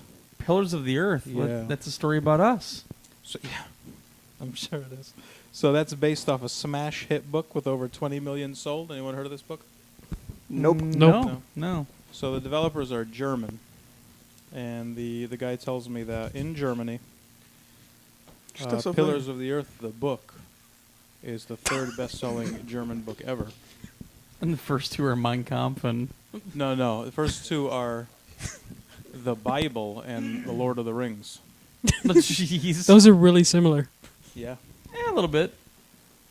So this is kind of like a point-and-click adventure, but Are you seriously gonna? you fuck- are Of course. Come on. musical seats. You are. We were playing with an Xbox 360 controller, and that switched it up to being able to walk around the world. Sure. Takes place in 12th century England. You play as 3 main characters. One of them that I saw was Jack. He lives in the woods with his mom, and they kind of hunt and gather. Plays video games. Yeah, well, Started a Twitch stream or Twitch channel a couple days ago, so he should have access to everything, even though he doesn't have a media badge. Beanstalk Jack. Yes. so, Jack and Jill. Yeah, The kind Ripper. of follows the book, and I guess it's The really Ritter. popular, so, but they were given certain liberties by the author. He was all on board. He loved it. Oh, nice. And he kind of gave them, freedom over the story. Changed some scenes around, obviously, to make it work in a video game setting. Sure. And that was it. All right. Early quarter 1, 2018 for those. Oh. Nobody tried that Forza game on hydraulics because if anybody could get near it, there was a line 400 people long. Yeah, the line So, was no. atrocious, but I did watch people play on it. And actually, they at the Big Ben booth, they had WRC running on one of those full motion seats, but I couldn't get on that either. I had to get to another appointment. So there you go. That was an answer to one of the YouTube comments. Sorry. Got anything left in the tank, Cam? No, that was it. All right. Who's next?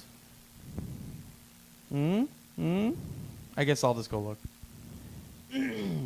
Maximum Games, Dave. Oh, okay. It took him a second. No, I was trying to Sorry, remember. I was talking to the other Dave. No, his I was his trying to- eyes popped open. He's like, "Did I go to that?" No, I Destiny, did. Dave. I was making sure that that wasn't the other one. God damn it. Because that was, oh shoot, I don't remember the name of the game. I have to pull the picture. Dead Rebellion or, it was okay. So it's a zombie shooter, first-person zombie style shooter game. Okay. So the way that it works is that there's a couple multiplayer modes they have of, I think we were playing 5v5, and so it's your team versus the other team, and there are zombies riddled throughout the map. Okay. The difference that this game has is ammo is very scarce, but you get a lot of, I guess I'll just call them like variants, like special abilities, like a grenade ability or a detractor ability or an attractor ability, to where like you can throw a grenade at the ground and it will turn the zombies against the enemy team for you. Okay. You can also do one. There's strategy involved in it where you can throw the attractor down. If there's a cap point that the other team's going to capture, you can throw this down there, and it'll draw the attention of the zombies and attract them all to that area. Okay. Or you can draw them all into one area and throw the grenade down and get a whole bunch of them that are going to be on your team now. So it's always recommended that you use the ammo to kill other human players, because they'll drop like an ammo box, which you can pick up to get more of the variants that they give you. So they had a couple different modes. They had just a generic team deathmatch mode. They had a capture or a King of the Hill mode, and then they also had like an MMO style with like 2 lanes where you had like 2 areas you were defending, and also while trying to capture 2 areas, and then a neutral point showed up as well. Okay. So it was an interesting take on trying to do something different with a shooter. Sure. You could melee the zombies really quick. They were just one-hit kills. There was a couple of classes that had like a bow and arrow or crossbow that if you were really good with the crossbow was a very far-ranged attack that was a one-hit kill if you were good with it. Okay. So, it was fun. It still looks like it's... I feel like it might be something that's just going to have a very niche audience to it. It's still in alpha, but there was I feel like some of the visual cues weren't as good as they could have been or should be. Sure. And that might get fixed, because I had one time a zombie ran right at me, and I just thought it was a regular one, but it was kind of powered up, and it didn't have had the red smoke, but it didn't have enough red smoke coming out of it. Okay. So when you throw when you get a zombie on your team, it glows green on your team and then red for the enemy team. Okay. Shooting mechanic, the shooting felt really good. Again, depending on the light, heavy, or neutral loadout that you ran, or medium loadout that you ran instead of neutral, you had like the heavy loadout had a gun that had a huge clip, and it did good damage but took forever to reload. Oh, of course. And then you had one that the light loadout that I played with last. That's the guy that had the crossbow and stuff like that. Like, he moved 200% faster than the Sure. other two. So some of that was a little jarring switching around those. But I mean, I'll bet. in general, on the surface, I liked what I saw. It just would concern me about any kind of depth or long-term playability. Sure. All right. But there's going to be, I know they're shooting for this fall. So it sounds like it's going to be around $40, and there's going to be an open beta in August, I believe. Okay. Cool. Michael, Focus Home Interactive. Oh yeah. So I got to see 2 games there. All right. It was one of those things where I went to see Vampire, but they're like, before we start that, there's a 15-minute demo for another game. Okay. Let me pull up the exact name, because... My game was called Dead Alliance, by the way. I'm sorry. Oh, all right. I think you said that. Oh. Good to be safe. Yeah. Jesus Christ. I feel like I have a zombie sitting next to me. Hopefully he's full, though. Look at him. He's just going to be on your shoulder in a couple minutes. I'm all right That's with okay. that. If he eats brains, you got nothing to worry about. I'm screwed, yeah. Yeah. Damn. No sunglasses for you. Yeah. Go ahead. Okay, I don't know. Plague Tale Innocence? Oh, okay. No. Could you just drop your good I sunglasses? did. Your But leg they dye fell sunglasses? down Did my you let legs, them so they're die? fine. Get them fucking done. I'll wait. The first time I had to wear them this week. I know. I'm so so puntastic. he got it in. Good job. Okay, fairy tale, whatever. A Plague Tale Innocence. This takes place in France during the Black Plague. Oh, lovely. Yeah, it's funny. That, I was going through their catalog that they had there. They have so many games where there's either the Spanish flu is destroying France or Europe, and Well, I think The I think Plague. Focus Home is actually a European. yeah, they seemed all French. Yeah. And there's a couple games that take place in French. So, Okay. so this one takes place middle-aged France. The town you're in. Middle-aged France going through a crisis. Yeah. Wearing a parappa hat and some visor sunglasses.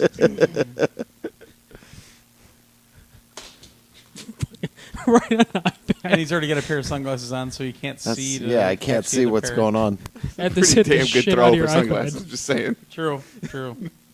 So you play as a girl. She's probably in her early teens. Okay. And you're trying to protect your brother and find your mother during this basically the bad guys in this game are the Inquisition. The Inquisition. Watch our show. The Inquisition. That's not a pun. It's a reference, though. We can It's a do it movie for reference. We could do it for references. So I'm not wearing them. Fuck you. there's honor, and he just refuses to. It's a Mel Brooks movie. So the main thing you have to worry about, it's always like dark. Okay. So you're always trying to avoid like the Inquisition that are around there, but then also because it's dark out and it's the plague, there are just like swarms and swarms of rats Okay. that you have to avoid at all costs. Because as soon as you're there with them in the dark, There were rats, Dad. as soon as you're with them in the dark, they just take over your whole body and eat you. Movie reference. Oh, you if you're afraid of rats, they have thousands of rats that just are all over I'm the not really floor. afraid of them, but that's just creepy gross. Yeah. And also, John on the chat. Did anyone play Skyrim VR? No, they did not have it there. They wanted to get it there, but it's the build that is available right now wasn't really playable, so they didn't get Are it. you sure and we they didn't couldn't have get there? near that. We couldn't get near the Bethesda booth if we tried. They were trying to get it in the Sony booth, and Oh, Bethesda because said they the didn't. have Bethesda booth had 3 VR setups, and they each had a PSVR. And it. Okay. given Well, their other 2 games, I don't think were on PSVR. I don't know. Maybe they were bullshitting But, Sony, but yeah. somebody actually talked to us about that. Yeah, it was hard to get into their booth. So yeah, Bethesda's none of booth us is really tried. crazy. I think Yeah, they're that giving was away nuts. milkshakes. That's why. Yeah. Oh, they were in that little diner. The first day, I saw someone with a tray of milkshakes, and it was like, beat the demo, get a milkshake or something like that. But Okay. I didn't see the milkshakes the second day. It might have been one of those like, this is a really good idea, and then they realized like, oh fuck, we're out of milk. Yeah, this is a mess. And, okay. We're, Sorry we're about out that. of, we're out of ice cream. All right. Where were we? So, since you're playing like a young girl, you can't really fight the Inquisition. So, Nobody. All right. so you can't really fight them. So, you have to use the rats to your advantage. So the rats won't go to any light source. Okay. So if you can somehow take out the light sources where the Inquisition are, the rats will just eat them alive. Good. So it kind of becomes a puzzle game, and you have to like use stealth mechanics to get around the Inquisition, and also then use the light sources to your advantage, so the rats can take care of it. Just to let you all know, I'm relinquishing my any claim I might have on this review. It looks creepy. One of the first questions someone asked were like, "Are we going to see the kids die by the rats? Because we saw the Inquisition people Oh my die, gosh. and it is brutal." And they said, "We thought about that. It was too horrifying to watch, like because you're protecting your brother who's probably like 7 or 8. Oh my god. And they're like, we saw how it looked when he died, and we just can't do it. We just cut the black when it happens. It's like the early days when Kenny would die. But way worse because it's realistic looking. Yeah. So it was just a quick 10-minute demo. They just showed the girl only is equipped with a slingshot, so she's just like knocking lanterns down and just trying to find ways to bring light near her. And then you can command the brother to help get into areas that you wouldn't be able to get to anyways because Okay. he's like a small child. And it's just navigating through everything. It's more puzzle than it is like action. Okay. It actually looked really cool. It's coming out next year. They started the thing by saying like it is a single player only game, and then the first question is it multiplayer co-op? And it just bothered me because every appointment I had that had other people, the first question for everything was, is there multiplayer? I gotta tell people on my Twitch channel, bro. But the game actually looks. I really wasn't expecting it because I didn't know I was seeing it. Sure. It was just one of those like double bookings where they made sure to book an hour. The bait and switch. But I was fine with it. This was fine. And they kept it 15 minutes, and then I got to see Vampire for 40 minutes. Oh wow. It wasn't hands-on, but they went through like a whole bunch of missions in Oh, that cool. and got to see a good chunk of the game. All right. I saw Vampire last year. Just a quick thing about it. You play, I believe he's a doctor. He goes to a town during like town in England or somewhere in that general area Sure. during the Spanish flu. Okay. And the reason he goes there is because people are dying left and right, so they might not notice people that he kills as a vampire. So okay. he needs to. He's trying to feed, but he also knows he can't like just go crazy. because everything's his food. Okay. So he's also trying to keep people alive so he can feed on them later. And there's a whole mechanic where you level up by feeding on people, Okay. but you don't get that much XP if you just feed on people when you're in combat, because there's like vampire hunters running around and stuff like that. Right. And I believe the way they explained it is you're slicing and dicing the vampire hunters. So by the time you kill them, you're not going to get much blood out of them. Yeah. So the main point, like the biggest like aspect of the game is picking and choosing which like innocent people you're going to have to feed on. Okay. So there's the whole mechanic of every character in the game, every NPC has a name and a story, and they matter in the town and the districts in that town. So their Okay. death will have an effect on everything around them. So Okay. so they showed a quick mission where like he's like, okay, we need to feed, so we need to find someone in the town to kill. So we found a guy named Seymour who See more asses. is that Seymour sunglass Butts? worthy? I mean, you could toss the sunglasses to him. I don't know if Come that's on, that's from The Simpsons. you can toss them to him.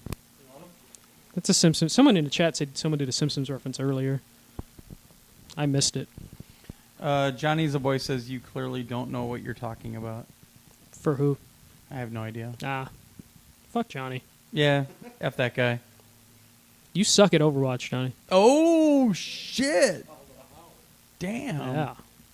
Go back to Shots across Destiny. the bow. So we went on this really long mission. It was like probably like a half hour of just this one particular mission where we found this guy, Seymour. He seemed a little off. And after talking to him, we started to build a profile for him. Okay. And we found out like he's like a little mentally ill. So it isn't. There's this weird like characteristic that they put on everybody. Mm-hmm. To where if we would kill him, we would get a certain amount of experience points, but because he's kind of sick, he's not worth as many points as someone who's fully healthy. So we find out that he's looking for his mother's necklace, so we're like, okay, we're going to go find this necklace. We go find a necklace, we find out that Seymour is actually killing people. Oh. So then it's just like, okay, so we have a reason to kill Seymour. He's killing people. He's not that good of a guy. But let's look into his story more, because the more you find out about a person, the more XP they're worth when you finally take them out. And then you find out he's got a yellow badge and he's just taking up space. And Yeah. Trying to get in the Activision booth media door. yeah. Or trying to get into the Ubisoft thing and almost getting bricked by, like, just rocked by I a asked her about 7-foot that today. French guy. I asked her about that today, and she said it was just frightening. Yeah.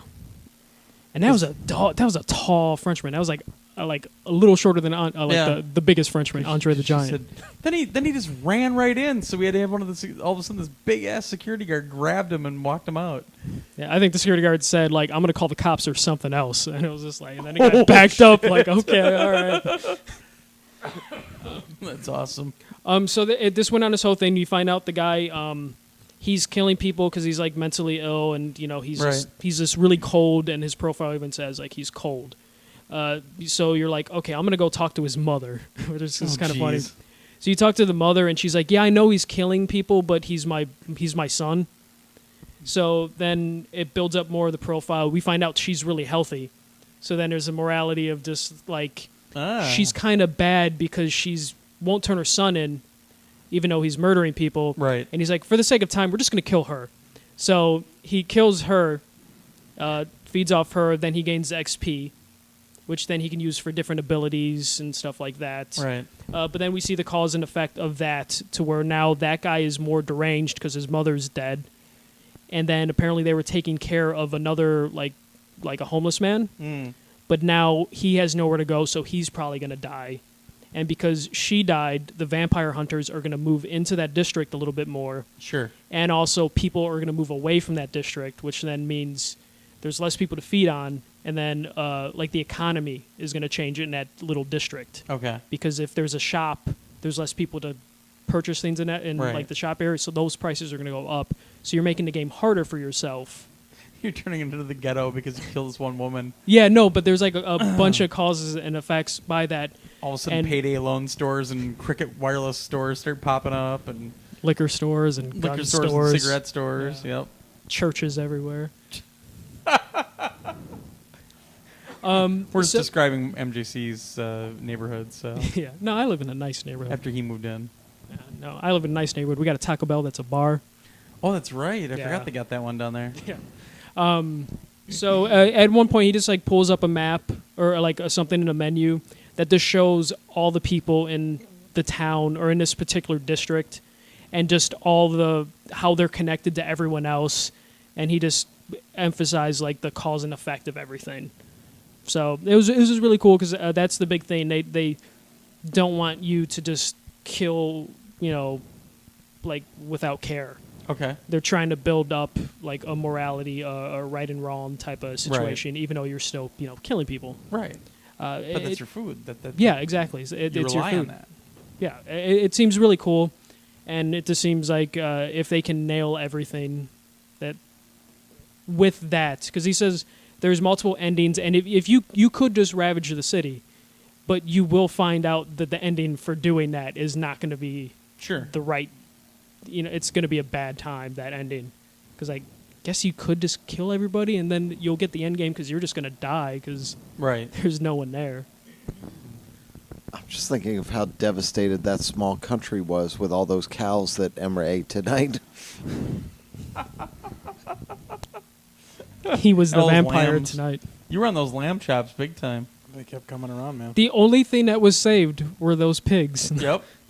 The pigs were safe, but he wouldn't even look up from his plate, folks. They would walk around and they would say like lamb chops, and you'd just see his hand Yes, go up sir. in the air. He never said quit. They just took his plate away Yeah, they from took him. your plate away. They cut you off, and then you started bullshitting and saying you were all right with it. We know you weren't. No, all right I with could it. tell you were kind of upset. I'm telling you, that manager came over because the meat men were telling her that. We're running out of I meat. wouldn't stop. This dude won't stop eating. He's taking two at a time. We only cut one at a time, but he's Does taking this two. sound like a man who had all he could eat? You just they're just cutting, and you're just like, keep cutting. Just keep Sir, going. it's all bone. Yeah. I'll gnaw on it. That's fine. I get the marrow out of it. Oh man. I was gonna see another. They had like Call of Cthulhu or the official Call of Cthulhu Oh, sure. game. Yeah. But that's when Dave texted me of just like, can you please jump to my other appointment? So I ended up skipping out and then joining Dave on his appointment. What was that? Calypso. Oh, yeah. Calypso Media. Yeah, so they showed Tropico 6, Empire Railroads, or Railroad Empire, sorry, and Dungeons 3. Okay. These are very interesting games if you're into that building, resource management style of Sure, game. Tropico sure. looks, obviously they're on their 6th version of the game, so it's a relatively popular successful series. I used to play the first one. Man, this is like their second or third on console. Yeah. So- Yeah. So, like, what I was seeing is interesting because they're showing like multiple islands now, resource management, where you can see like on the properties that you own, like this area has more coal, and it's better to drill for oil over here and stuff Sure. like that. But then obviously the things you have to make sure that there's a port there or there's transportation there, so all while you're still trying to make sure that you are as El Presidente, like the people are happy. Yep. Yep. So like, and it looked really, really good. Like the game looked cool. Like as you zoomed in closer to like street view, like you'd see people moving around and doing things. And That was always one of the things that you could get in that game, because even the first Tropico, I mean, that had to come out like in 2003, I would say. Even back then, it looked fantastic for the day. yeah, and they had this what do they call it? Like a ram, or what was that to get the landmarks? Oh, Raid. Raid. Okay, yeah. So like where they went and stole the Statue of Liberty. Nice. You could put it in your thing. And you rename it to like something like Yeah, something Liberty or something. But So it's the one from Vegas, the little one. It looked pretty big. They had like there was other ones they had on there, like the Eiffel Tower was on there, the Taj Mahal was on there. You can go steal the Taj Mahal. Oh, no shit. Yeah. So they were like certain things that were on there. And then that was kind of cool. But that's a mausoleum. Why do you want somebody's grave? Because you can. Yeah, I guess. You know, and then again, obviously, like you have, they have this way in Tropico that you have this way to do like campaign speeches when the people are getting upset, and you can focus on things and make promises, and you have to make sure you try to keep those promises. And then I found out that Building a wall, Yeah. stuff like that. I found out like Canning a lot. not getting reelected is game over. Yeah. Yeah. And But you can then- delay that as long yeah, as possible you can, by taking you can the declare election martial away. law. Nice. So it's definitely it's an over the top game that has some really really cool simulator aspects to it as well. Sure. And then Dungeons 3 they showed. It's again, this is not my genre or my style of game. From the surface, it looks like Dungeon 3 I could is just tell during the appointment. Tropico in Dungeons. Ah. But it looked like you could build you gather resources, gather money, make your dungeon bigger, make different rooms in your dungeon, and that fortifies your people that you can send out to take over. The one cool thing they showed is like taking over an area, like you could evilify it. So they had like their version of like Mount Rushmore, and then when you destroyed that or killed all the people that were in that area, you took over that God, area. it was turned, like Tropico. it turned into evil Mount Rushmore. The problem with the appointment, the games look great. The games look really cool. If you're into that thing, they're very deep, very heavy resource management. Or on the surface, they could be. I just want to build a bunch of shit and play with it. Sure. Like that's cool as well. Some of the problem was it was all hands off, and it was just a guy talking to us while he was clicking on the mouse. So it was a little, and we were standing. So man. it was just a combination of things that, and I feel like the games are great, and I think that it would be something that anybody would have fun with playing and messing around with. But just watching a presentation like that was just it's got to be boring as hell. yeah, and each one of them was like 20 minutes like this. So, Right. and the cool one was that I thought was cool on the surface, and then again when you look really deep into it, it's like wow, that's a lot of work. Sure. Is the Railway Empire, which is they have they use Google Maps, and they have like regions of the U.S. and they had like San Francisco and Sacramento and Los Angeles and San Diego and in those cities, like there would be resources, and your job is to use the railroad tracks to get those resources to move around, and then you can start buying the resources. There's a whole stock market system and everything in it. But there also is just again, there's like a free play mode of build the tracks and just I let the barely have trains go. time in real life to mess with the stock market in real life. Now I don't. Yeah, wanna they do it showed in like how you can games. do like a hostile takeover where you buy a bunch of stock and meat, and then you're the one that's moving all the meat back and forth. So then you just And then Emery eats it all and bankrupts you. And so over. like and again the graphics just look really cool. Like the trains, again, when you zoom in, like you're hearing the noise of the train moving on the tracks and stuff like that, and you can actually like they showed a view where like it's strictly just for fun, but you could build this track and you could blow a tunnel out and through the Rocky Mountains on its way to Denver or whatever, and you could like they had a camera view of like right off the engine, like to the right of the engine. Oh, that's cool. Like while I was going through, so like that stuff was really cool. They have those like free roam modes or free free for all, that you have all the money and all the resources that you want. Nice. So All right. So before all that happened, I was at Ubisoft playing some games. Was that was your last one, right? yeah. Yeah. Other than I did play Agents of Mayhem yesterday, and I didn't talk about it, but Yeah. so nothing crazy. Just the game is a lot deeper than it was when I did my March preview. Well, I would assume so. Yeah. Coming out in like 2 months, and there's a whole upgrade team system, upgrade individuals, upgrade weapons, And skins, microtransactions and now, microtransactions, yeah. and For what? Agents of Mayhem. No, like microtransactions for what? Everything in their mother. Hmm. Gun skins, body skins, ways to spend money to get more attributes to buy more mods or mods for your guns. Skins. Yeah, like I thought I it's- loved you, Deep Silver. It's You just thought wrong. just ways to upgrade your character or your team faster. So, Mm. but it's still like over the like vehicle skins and stuff like that, like everything. And I misspoke earlier. I said Seymour Asses was from The Simpsons. It was Fry's dog in the Futurama. Yeah. Seymour Um, Butts was in Yeah. Simpsons. That was Mo. Yeah. Yeah. All right. So I played Assassin's Creed Origins. Okay. Finally. And It's gorgeous. You're welcome. Yeah. That was awesome. And Ubisoft Dave. it's pretty sweet. It was just a simple mission to find something that was underwater, Golden statues. some golden statues, because somebody was being whipped by a priest. All right. And there are small things to climb. There are buildings. There are rock cliffs and things like that. There is climbing still in this game. Sure. Didn't seem as Valkyrie to me the little bit I played. No, yeah, it felt really good, and it looked great. So I am very excited for that. And then I played the South Park demo, Sure. which took place entirely in a strip club. Yeah. Nice. Peppermint. Fuck. What was it called? It's basically Spearmint Rhino, but they called it like Peppermint Elephants or something like that. It's got a lot of nudity, a lot of language. It's the first game you should introduce Mason to when you decide he's good enough. Yeah. There you go. Look at this cartoon, Mason. So you're trying to find a stripper, a very specific stripper, and you walk around to the strippers, and they're all saying, "Aren't you too young to be in here?" Stuff like that. Yeah. So you decide you have to go to the VIP lounge. But the only way you can get into the VIP lounge is to take a couple of drunk guys in there. You're going to try to get information out of the drunk guys, so you take these two drunks into the VIP lounge, and there's your first QuickTime event, where you actually have to lap dance and grind on these guys. Jesus.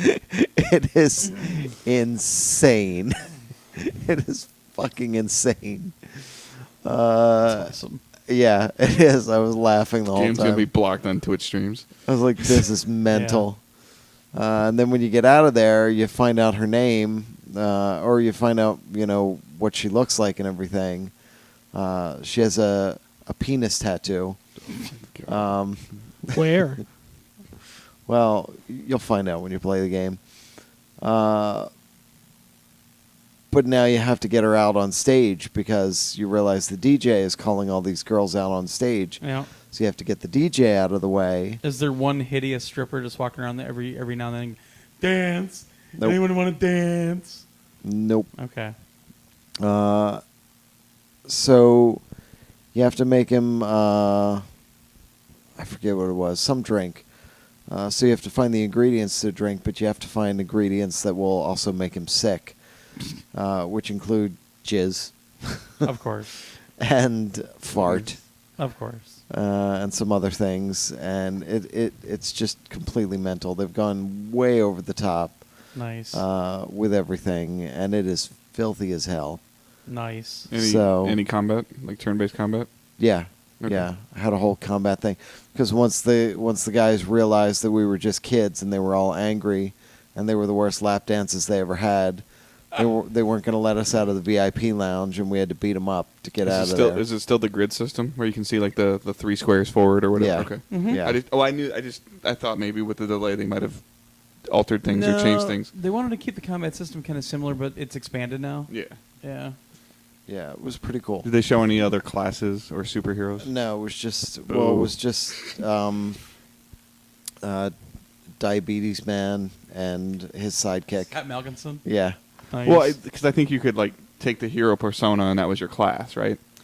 When as the new kid, you could pick like the hero you wanted, and that would be Right. like a ranged attack or Right. up Yeah, close but attack with this style. demo, it's just Okay. Diabetes Man and generic sidekick.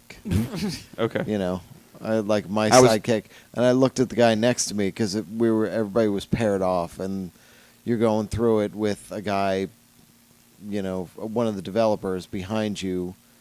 Everybody's got the headphones on. He's just talking in your ear to kind of walk you through. Were Sure. you playing co-op? No, Oh, okay. not at all. Just no. two screens with a Two coach behind screens, you. yeah. Okay. So my guy didn't look like generic guy on the other screen. Yeah, right. It's Okay. just random character. I'm just trying to remember what that I gets saw thrown in. before last year versus what's now out on Yeah. the floor. So, but man, it's fun. Nice. I'm really excited for that one, Yeah, me too. and it's not that far off, actually. Yeah, October, right? Yeah. Yeah. It's coming soon. They were so- doing something really cool with the T-shirts too, and I didn't find it out till like 4:00 today. Yeah. Yeah, and then I tried to go over there, and the line was closed because there were so many people. Oh yeah. Yeah, I was Yep. kind of upset about that. I wish I would have known that earlier because we And could then I have. tried to get what's her name, Neelam. Mm-hmm. I tried to get. I go, or she says something like, "Why? I don't even have one yet." I'm like, "Well, Let's go get one together. go." I go, "Well, you need to walk me over there." And she goes, "No, I can't leave here." I'm like, "No, but you need to walk me over there as PR." And I was trying to get her out of it, and she's like, "I can't go." So So- just and it sounds like the guy that when I went to the little Ubisoft store when I was over by the booth, I was looking. I was like, "Oh, what's going on with this?" And he explained it to me. And you could make your own avatar or your own South Park character, Right. and then you could pick your background, which is like the fractured butthole logo and everything like that, and it'll put the other South Park characters on the T-shirt with you, and it would print a T-shirt for you, and they I were wish I giving them would've away. known about They were this. giving them away for free, and it does sound like it will be something that can be done. Like when you make your character in the game, more than likely you can go to Club Ubi or whatever and get a T-shirt. I'm totally doing that. I'm so mad. I'm such a South Park nerd, and But you have to download Uplay first. yeah, it might be one of those things where you can use your UPlay points for it or something. Who knows? You probably have more than you realize No, well, once you mean- link it to your PSN. yeah, but I spent some of it in Wildlands Oh yeah, that's right. to Yeah. get some stuff. You got a lot of it too with the season pass for Wildlands. Oh yeah, so, oh yeah. If nobody's really messed with that, it is a pain in the ass. But once you kind of get through the couple of the hurdles, it's actually kind Uplay of cool. still sucks. UPlay is trash. No, that the Uplay is Trash. gone. Like for the most part, it's just. But like the little bit, because playing Watch Dogs and playing Division and playing Rainbow Six Sure. and playing Ghost Recon that I have, Oh, I gotta finish yeah, Watch Dogs you 2 get still. you get a trophy in the game and you get like 150 Ubi points for getting the trophy. So Yeah, yeah. it's an interesting system. It's still the website is still just a giant cluster. But Yeah, I can't stand it. Oops. So is that all you played at Ubi? Those two? Yeah. Okay. And I went over to Devolver Digital right after Devlover Digital right after that, and went in and I was gonna Periscope genital jousting, but right as I got it up and running, the guys playing ended the game and walked away, and Nah. they switched it to something else on the giant screen. Aw. But I took some pictures of the setup and some of the screens and Nice. sent that out on Twitter, and people are like, "What the fuck is I'm so that?" upset that I didn't make it over there this week. And I played twice. Ape Out, which was awesome. Ape Out? Yeah, Never heard of that one. it's a so one of the ones they showed in their conference that wasn't a conference that was a conference. I don't know. And if you folks haven't watched the Devolver Digital E3 quote-unquote press conference on YouTube, you need to watch it. The 'cause pre-show, it's post-show amazing. thing is a little weird, but the conference It's amazing. is crazy good. It is one of the best things that has happened at E3 ever. Yeah, Anyway. this thing is a top-down. It looks all very shadowy. It's very like the world itself is very blue black. Your ape is like a bright orange, but that's it. It's just one bright orange color, and you can see it as it moves from the top down. And there are these people or things walking around in this maze, and you have one move basically, which is to lunge forward and just blast them into a wall and destroy them. Sure. And you have to make it through that maze and get out without being killed. And when they see you, they'll try to take shots at you, and it's like 2 shots will kill you. So you Jeez. get hit once, and you really, if there's too many of them coming from different angles, you're dead. It's Hmm. really hard, but it's really, really cool. I played it for a while. They seem to respawn in different places every time, and the maze is like a set maze, but the angle that you're seeing everything at and the way it all looks is really unique. It's Okay. very cool. Hmm. So Cool. but that's it. I went over to Devolver a little bit too with MJC. You guys are dicks. Just What did wanna you let eat? know, you're all dicks. I got the barbecue pork I didn't go. and the sausage. Smoked sausage. But you guys didn't have the sweet beer. I had I grabbed cider some balls yesterday. instead. Yeah, they had balls. Yeah. That was some root beer. Man, I haven't drank that stuff in eons. me neither. Like it's Dude, been we, like we it's both so said long. the exact same thing. We're like, balls. I haven't seen that forever. Yeah. Oh. I used to get it. I remember we used to go to CompUSA to get it. because it was either that or you had to order it from like ThinkGeek. It's a soda that is like Yeah. over caffeinated. I know what it is, but you bought it at a computer store? Yeah, Yeah, Computer it's used to have like it. always associated with like gaming. Like gaming, and stuff, yeah. Yeah. I used to. I only get okay. it. The only place I would get it was a LAN center called Ignite in Chicago. It's the only place I know where to get it. I mean, in Milwaukee, there really weren't. It was CompUSA or nothing for a long Yeah. time. So, but ordering it from ThinkGeek would take forever, and shipping was ridiculous because it was so heavy. But yeah, that's funny that they had that over there. I've only tried the root beer once. It was actually pretty good. I had just the normal blue bottle, Oh, the blue ball. tastes like Sprite. Sprite. Oh man, Yeah. that stuff is good. Nice. And we played a couple games, some Nidhogg. And then, what Yeah. was the other Nidhogg game 2 or called? the first one? Yeah, You, Nidhogg First two. one. Oh, the first one was over there when I was there. no, Oh, it wow. was the Two second wasn't one. up. No, one was up. Two wasn't. Oh, when we played. When I was there. Okay, yeah, That's when what we were I'm there, saying. it was two. Yeah. Wait, was it on like the big screen? Okay, it was on the little thing. Yeah, we two was running when we were up there. Yeah. I won. we had a nice, we had a nice long match. I almost won a few times. Yeah, it was almost like a 5-minute match. I think it was down to the last like 10 seconds. Yeah. And played that Zelda-like game, Songbringer. Songbringer. Yeah, that's pretty cool. Nice. Well, I went back over to Namco Bandai Oh, nice. and I played Project Cars 2 on PS4. Man, it looks so good. VR? No VR?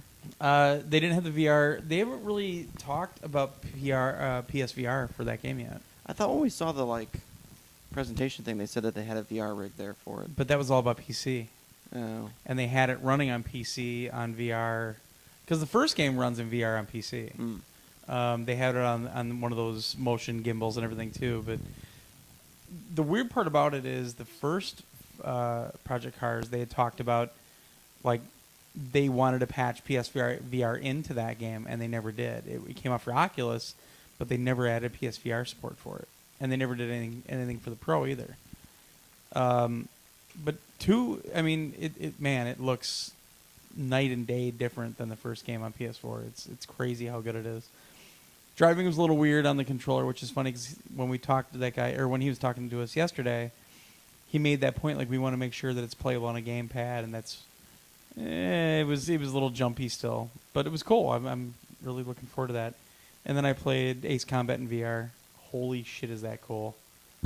And it's funny because the guy before me could not play that game. It was awful, and I was getting scared. I'm like, boy, is this gonna be is it that disorienting? Because he was missing everything. But I had a blast looking down and seeing all the controls in your cockpit. Yeah. And it worked really, really well. So that was awesome. And then I walked over. I went through Bethesda. That booth was a mess. And then I went over to Activision. Did they have swag? Yeah, some girl. I was behind the Bethesda booth to go over to the media section and see somebody, and this girl walks up to one of the Bethesda employees and literally said, "Is there any swag in this booth?" And I just shook my head. They should have just said all the swag, put some glasses on, walked away. That would have been awesome. And of course the girl's like, "Go over there, maybe." I don't only know. if you walked away with swagger.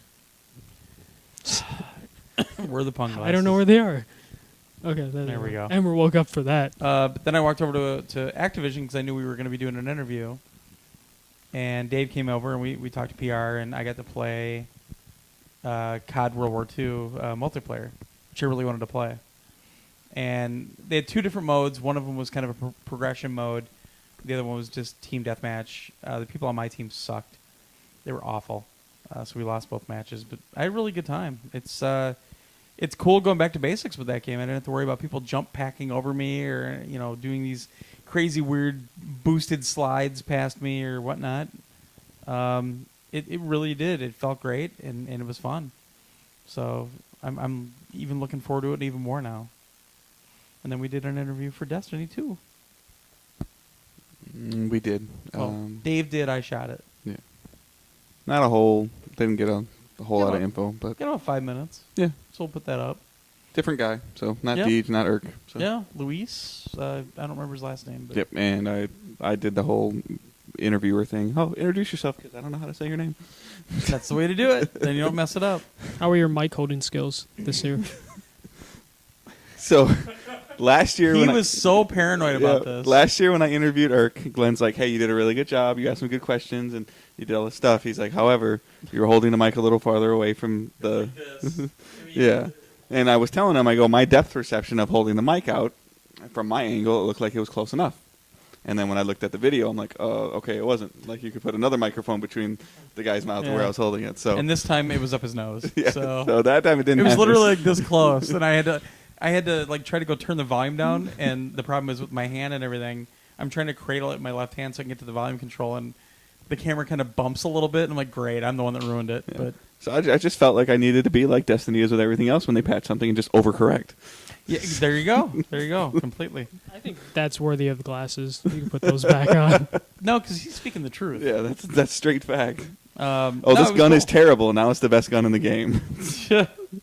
No, they were really nice about everything, and it was a lot of fun. And thank God Activision had some pizza up there because I had not eaten at all today. So I had a couple pieces of pizza, and then I grabbed a little dessert thing, and it fell apart in my hand. Like I had it in my hand, I Can't take a take bite. Glenn to any nice places. I take a bite, and the whole top layer of it like just falls off, like bunk. I'm like, what the fuck? You got to play Destiny 2 though, didn't you, Andy? Yep. Yeah, you played PvP, didn't you? Dave got me into play PvP. It's because Dave's got all the contacts. So it was He- the. You send the me most out. fun. You send me on all these wild trips, and you wonder why I know all these people. It was that new mode, the Countdown. Huh? Countdown. Countdown. Yeah. Final countdown. Their version of Search and Destroy, like we talked about Yeah, the other day. exactly. Yeah. It was pretty cool. I was playing a hunter with the golden gun, So, well, and we got our asses handed to us. Nice. did you get to use your super? No. No. Yeah.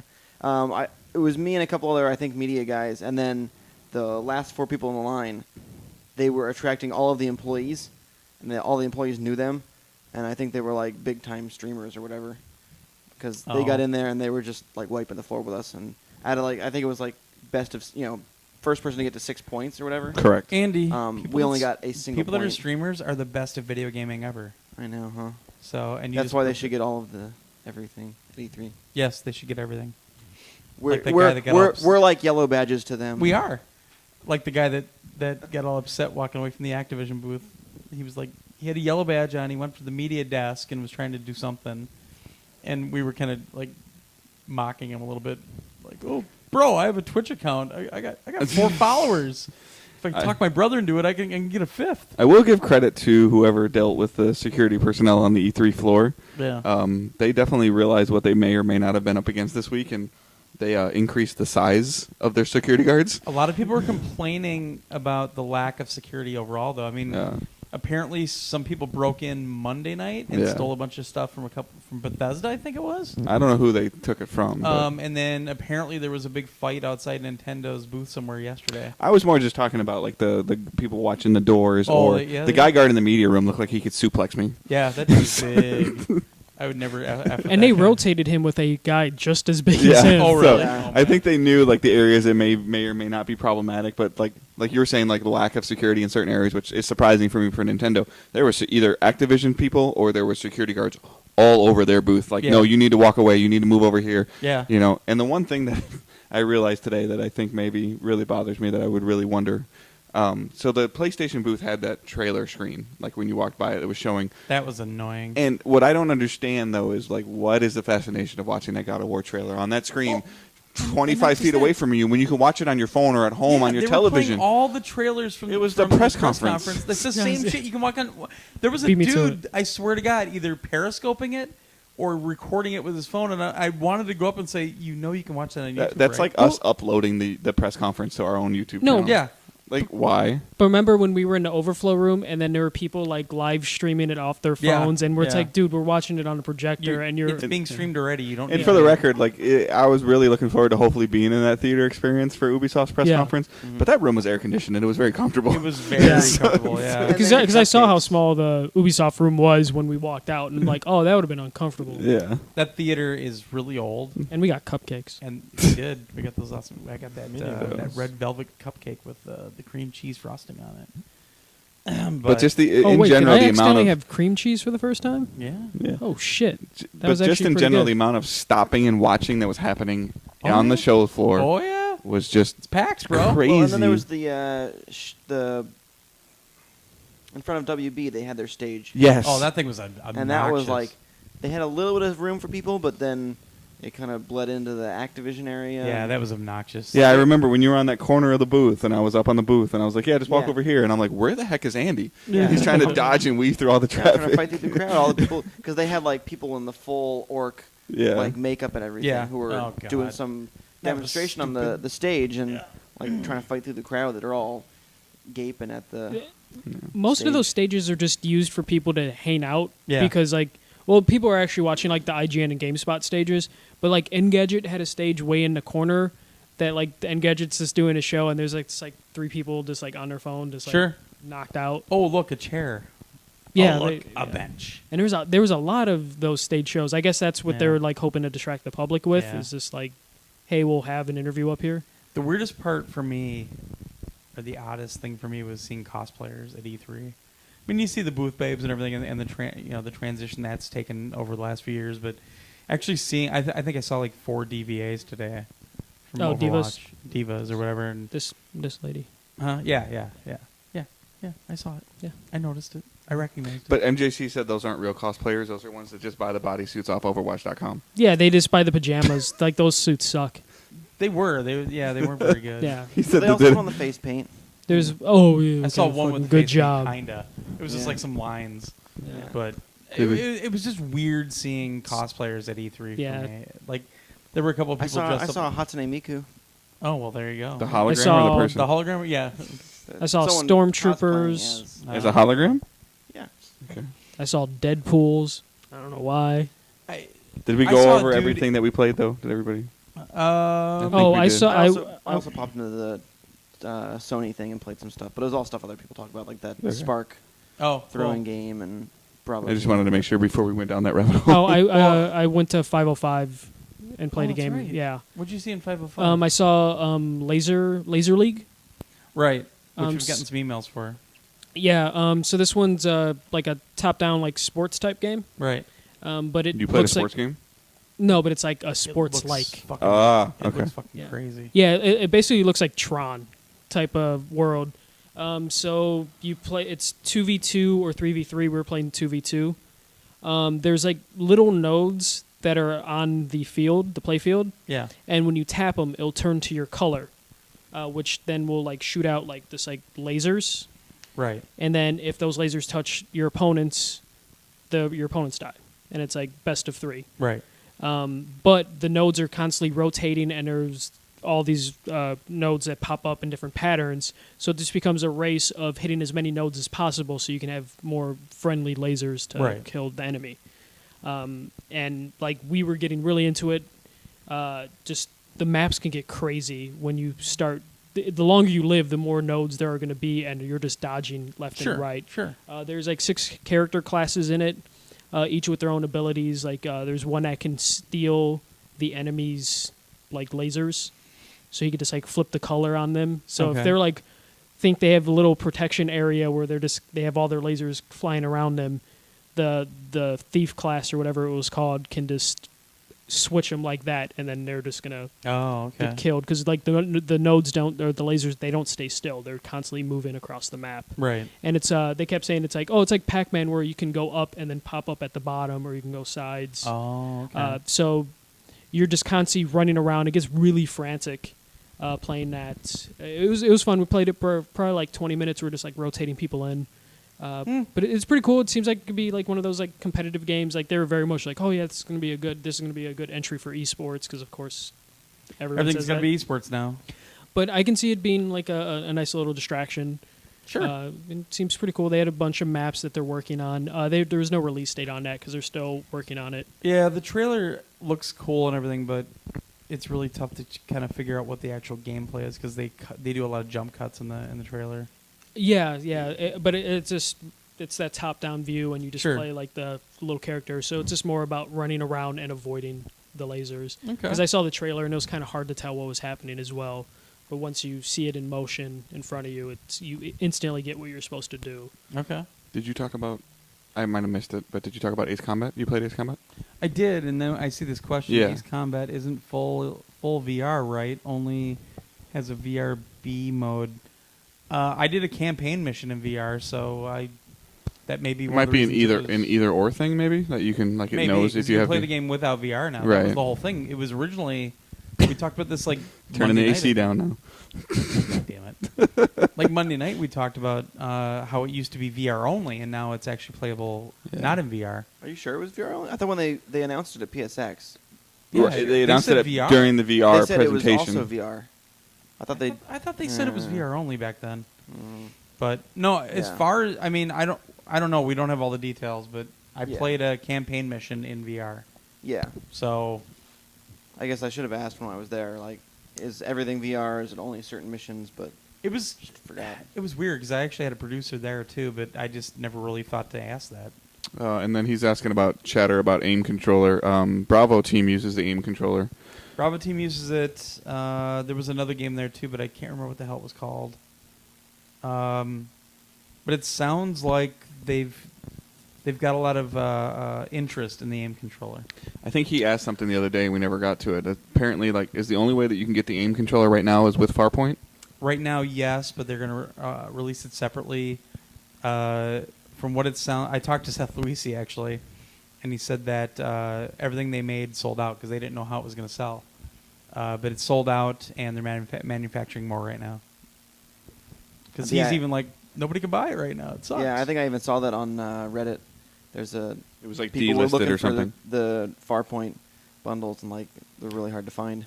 Yeah, they ran out basically. I should sell mine because I have two. Because I'm an idiot. You're hogging them. I am. I'm hogging them You're all. not sharing with That was Hoarding 'em. one of those was supposed to go to a reviewer. No, one of those. Yeah, one of them was I the know, I review bought copy one, that though. was going to go to me, I know. I bought one. and then I said give it to somebody else.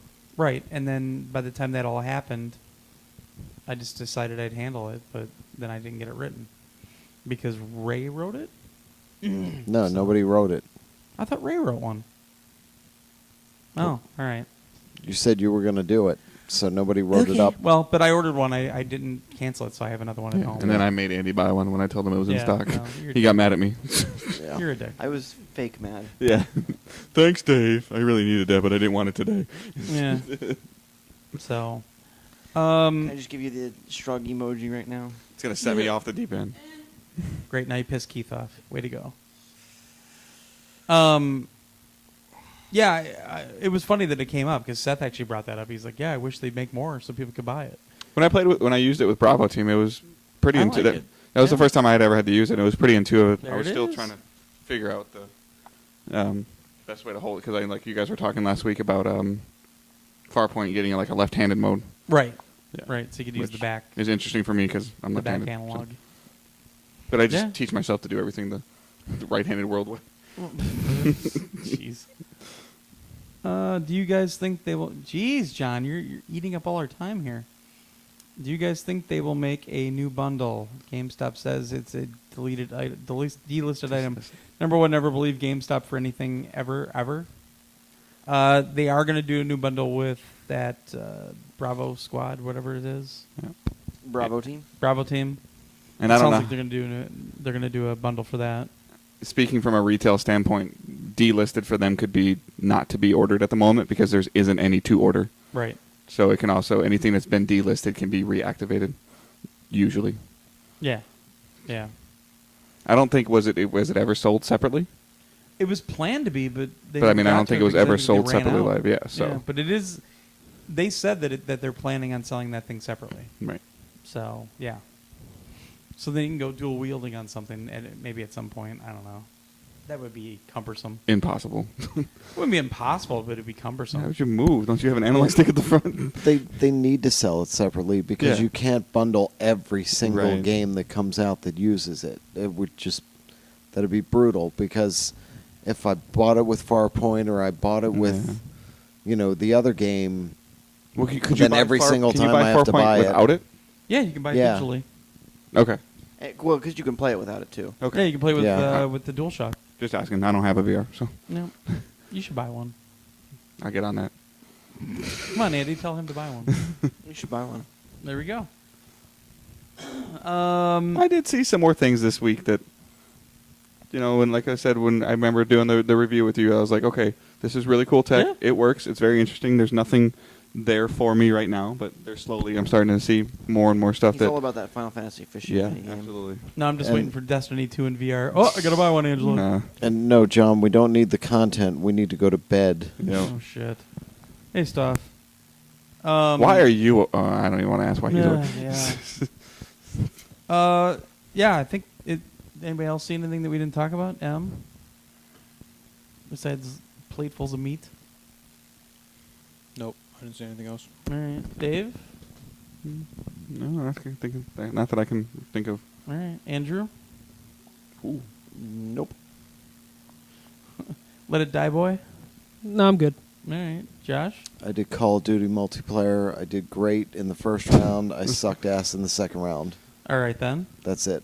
And it looks gorgeous. It is. And it it's does, fun. It really does. Do we want to do maybe best we saw this week? No, I want to go to bed. Take 2 minutes. All right. So best we saw this week. I can't even think of what I saw that was best. Can't. Mike, anything that stood out? Outreach definitely was pretty interesting. That was Okay. the Cosmonaut one.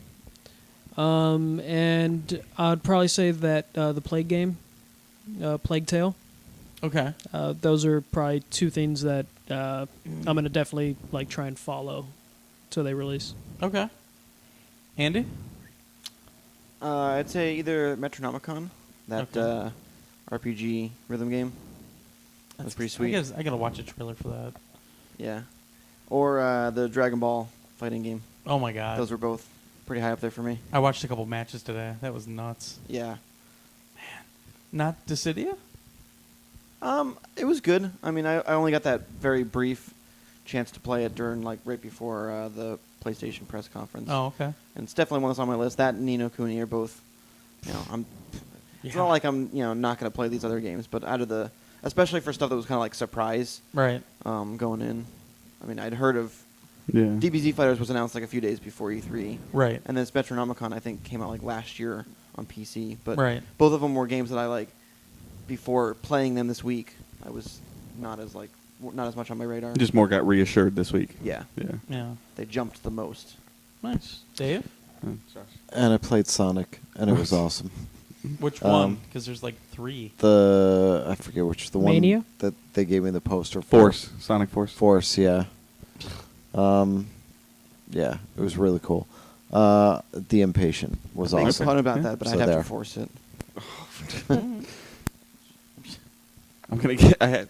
I just really like. It's gonna sound bad because I did almost the same thing last year, but I just love the worlds that Ubisoft is building, and Skull and Bones really surprised me, and what I Yeah. saw and what I got to play. The rumored was oh, it's just gonna be more naval combat from Assassin's Creed, Sure. and that is not that. The rumor was all an assumption, as usual. Yeah, so that is looks to be very deep, something that could be a blast with 4 or 5 people, and Ubisoft had a very, Yeah. in my opinion, one of the strongest Just showings the- out of any company. the worlds that they're building lately are worlds and areas that I want to play Yeah. in and be that Indian Sea looks amazing. It does. It looks and, awesome. I know I gave it to Ghost Recon last year, and I don't feel like that disappointed anybody. So, No, that was a good game. but that Still is. Skull and Bones just looked really cool, and it just looks like a ton of fun. Cool. Anything that stood out for you? I'm copping out. I'm gonna say Spider-Man. Hey, it's But, one of my top. It took God of War off my number one spot for my most anticipated list. Knocked it down to 2 with that awesome. I think there's always the concern, when another company's working on another licensed game, Well, and I know Insomniac is very, very, very, very good. but you know what? I do have doubts pop into my head about Insomniac because of Sunset. Right. Sunset. Is it going to be a repetitive Overdrive. Spider-Man game? Overdrive. Fuse. Well, and Sunset Overdrive. Fuse, yeah, they did. They went through a valley there for a little bit. Yeah, definitely. and those were caused by, reportedly, those were caused by meddling by the publisher. And you'd think that a licensed game like this, with Yeah, Disney/Marvel overseeing it and Sony overseeing it, there could be a lot of meddling that would. But The way Brian talked, he said that it's exactly the opposite. Though, Yeah. so Yeah. The guy who's in was charge just a of fear, Marvel, you know. the guy who's in charge of Marvel now seems like, or Marvel Gaming Division, Yep. seems like he really cares about. he used to work at Naughty Dog. Oh, really? Yeah, it's like actually- Bill Rose or Oh something. no, it's a different guy that works for him. But, Something like that. Yeah. Yeah, Eric actually works for them now. So, it sounds like they're working very well with everybody. So it's definitely one of the top 3 I've seen this week. The weird thing is, like, most of my top are all Sony games, and Skull and Bones is on there too. Well, but their first parties are fucking awesome. They are. I mean, I'm interested in Forza 7. It looked good today when I was watching it. I still think it's going to drive like trash, but we'll see. Yeah. AAA Give me trash, some trash. AAA trash. But sorry, Am. What were you saying besides Spider-Man? That I'm warming up to the VR stuff. All these appointments that I did have me feeling like it could be cool.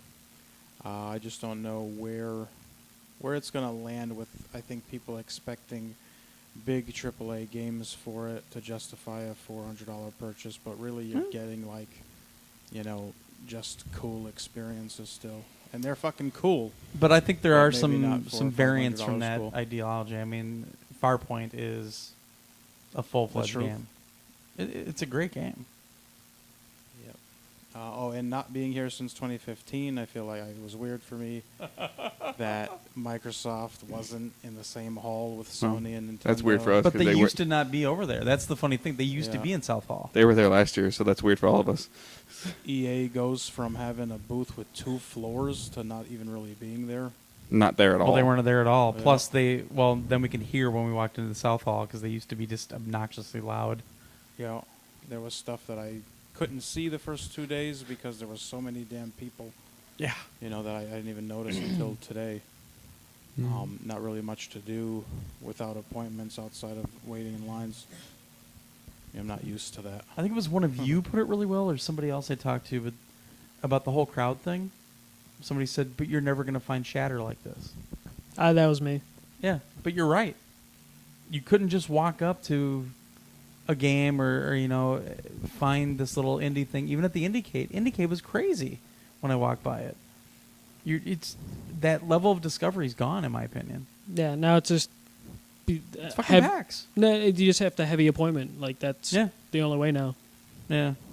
Anyway, sorry. Everybody I talked to that was kind of on the industry side all said the same thing, where this needs to be like Gamescom, where days are split. They have days for the public and then days for business. And Yeah, days it's for usually the media. last day is public.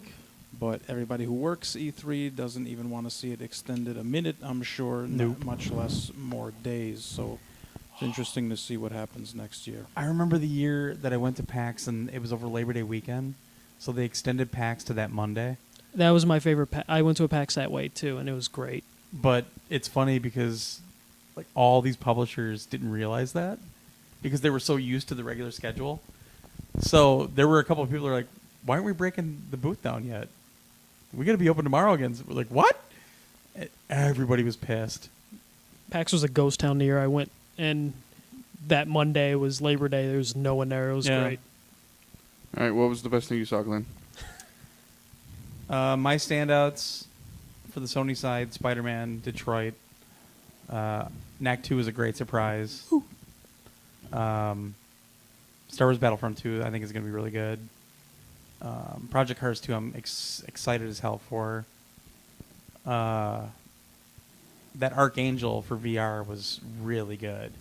I just don't know how good it's going to be long term. But I really enjoyed that one. And I'm trying to think of what else. I mean, there was so much I saw. Surprisingly. I think that Sea of Thieves for Xbox One is going to be really cool. I'm excited for that one. Skull and Bones, Far Cry 5, dude. Yeah, Far Cry 5 is in my top 5. if he goes long enough, he'll name every game that was at the show. No, there was a lot I didn't mention. There was a lot I saw that I wasn't really that thrilled with. He's got the exhibitor fucking thing open right now, guys, and he's just reading the list. God damn it. No, I mean, but a lot of this I stuff like was media announced room. last year. There weren't any humongous Yeah, surprises. I feel like the theme of this year was just reassurance. Actual gameplay and some release windows. Yeah. Yeah, I mean, I'm cautiously optimistic on a few like Forza Yeah. 7, I think it is. and- Sony better have some dates at PSX. Oh, I'm sure they will. Or new stuff. Like like dates, like Yeah. January 28th. Available today. All of you here are missing out on it because you're here. So No, Oh God! If they say like Spider-Man's out today, the whole panel would just like, or the whole crowd would just like run out. Yeah, exactly. No, I you know, it is what it is with the crowds, and I wasn't very happy with it. I really, it really bothered me. they say 68,000 people. 68,000 people last year was versus what 51,000. Jesus Christ. Yeah. I don't know. We'll have to discuss that, but I saw some really cool stuff, and I'm glad we all made it, and I'm glad we all got to do what we got to do. So, any other parting words, or is Josh just asleep behind the sunglasses? Wow. All right. Okay. He's then. ready for bed. He's got the early flight, and we all get to go with. Yeah, we all get to get up early because someone had to leave early. That's Jo- all right. Josh It doesn't was wanna that be or a woke. red eye, so that's the only choice he had. Yeah. So, I got flipped off, by the way, folks. Josh doesn't want to be woke right now. Touch him on the shoulder, then he will be. I'll give you. I was about to say, I'll give you $1 if you sleep like that. Jeez. All right, folks. Apologies for not getting the podcast from last night posted yet. It ain't going to go up tonight either, I don't That's a think. train wreck, anyways. Well, I need to get the audio posted, but that'll get done by the end of this weekend for sure. Like the audio from this one. So thanks for watching on YouTube. We'll see if that was a success or not. Seems like people are liking it, so I Yeah, haven't it's really definitely read the time to stop. comments yet. Even the light's telling us to Damn, stop. the light sight's just like, shut up, Camera, guys. this battery's finally dying on that. Wow. Please. It's stop. flashing the lights like, go home. Yeah, so we're out of here tomorrow. We'll talk to y'all again in a week. Next week we won't release a podcast, obviously, because of all this. Have fun with your 15 hours to catch up. Yeah. Look Or out at for this point in the- time, No, you're- remember last year we had like a 4-hour night? Yeah. Oh yeah, yeah. Fucking At this point in time, if you're hearing this and you're caught up, then it's probably Yeah, August or Labor Day. Have a great Labor Day holiday. Yeah, exactly. We'll talk to you in June or in September. So Be on the lookout for the new side quest podcast, M Raw. And raw. I'm raw. It's all about the meat. Yeah. Thanks to everybody for listening. Thanks to everybody for watching. Thanks for everybody's support and comments and stuff and junk. And thanks to Sony for showing us all the love. Ubisoft for showing us all the love. Activision, everybody. It was a lot of fun. We had a lot of crap to deal with those crowds, but it was still a lot of fun. So thanks much. Talk to you soon, folks. Get out and Goodbye. play some games. Have a good one. At First MJC on Twitter. God damn it. Cutting that out. Josh Bye. Well, you guys gotta remember, he can't just go to bed. He's got to take all the makeup off. He's got to get the wig on the head, on the dummy head. Hey, I'm the one that needs the wig. You need the wig, But he has it. and he has Oh, to we pack. all have to pack. Or are you Pack it packing up, for all pack of it in. us? Bye, folks. He's pissy. Aw. We're still live on the YouTube. I know. It's just video though. You watch the tear down. Yeah, everyone watch this here. Nobody can hear us, but It's luggage Lego. Just keep the show going. no, I know. Just take the damn hand. So this Sunday is the Money in the Bank pay-per-view. Shinsuke Nakamura is going to be in a ladder match. That's going to be good.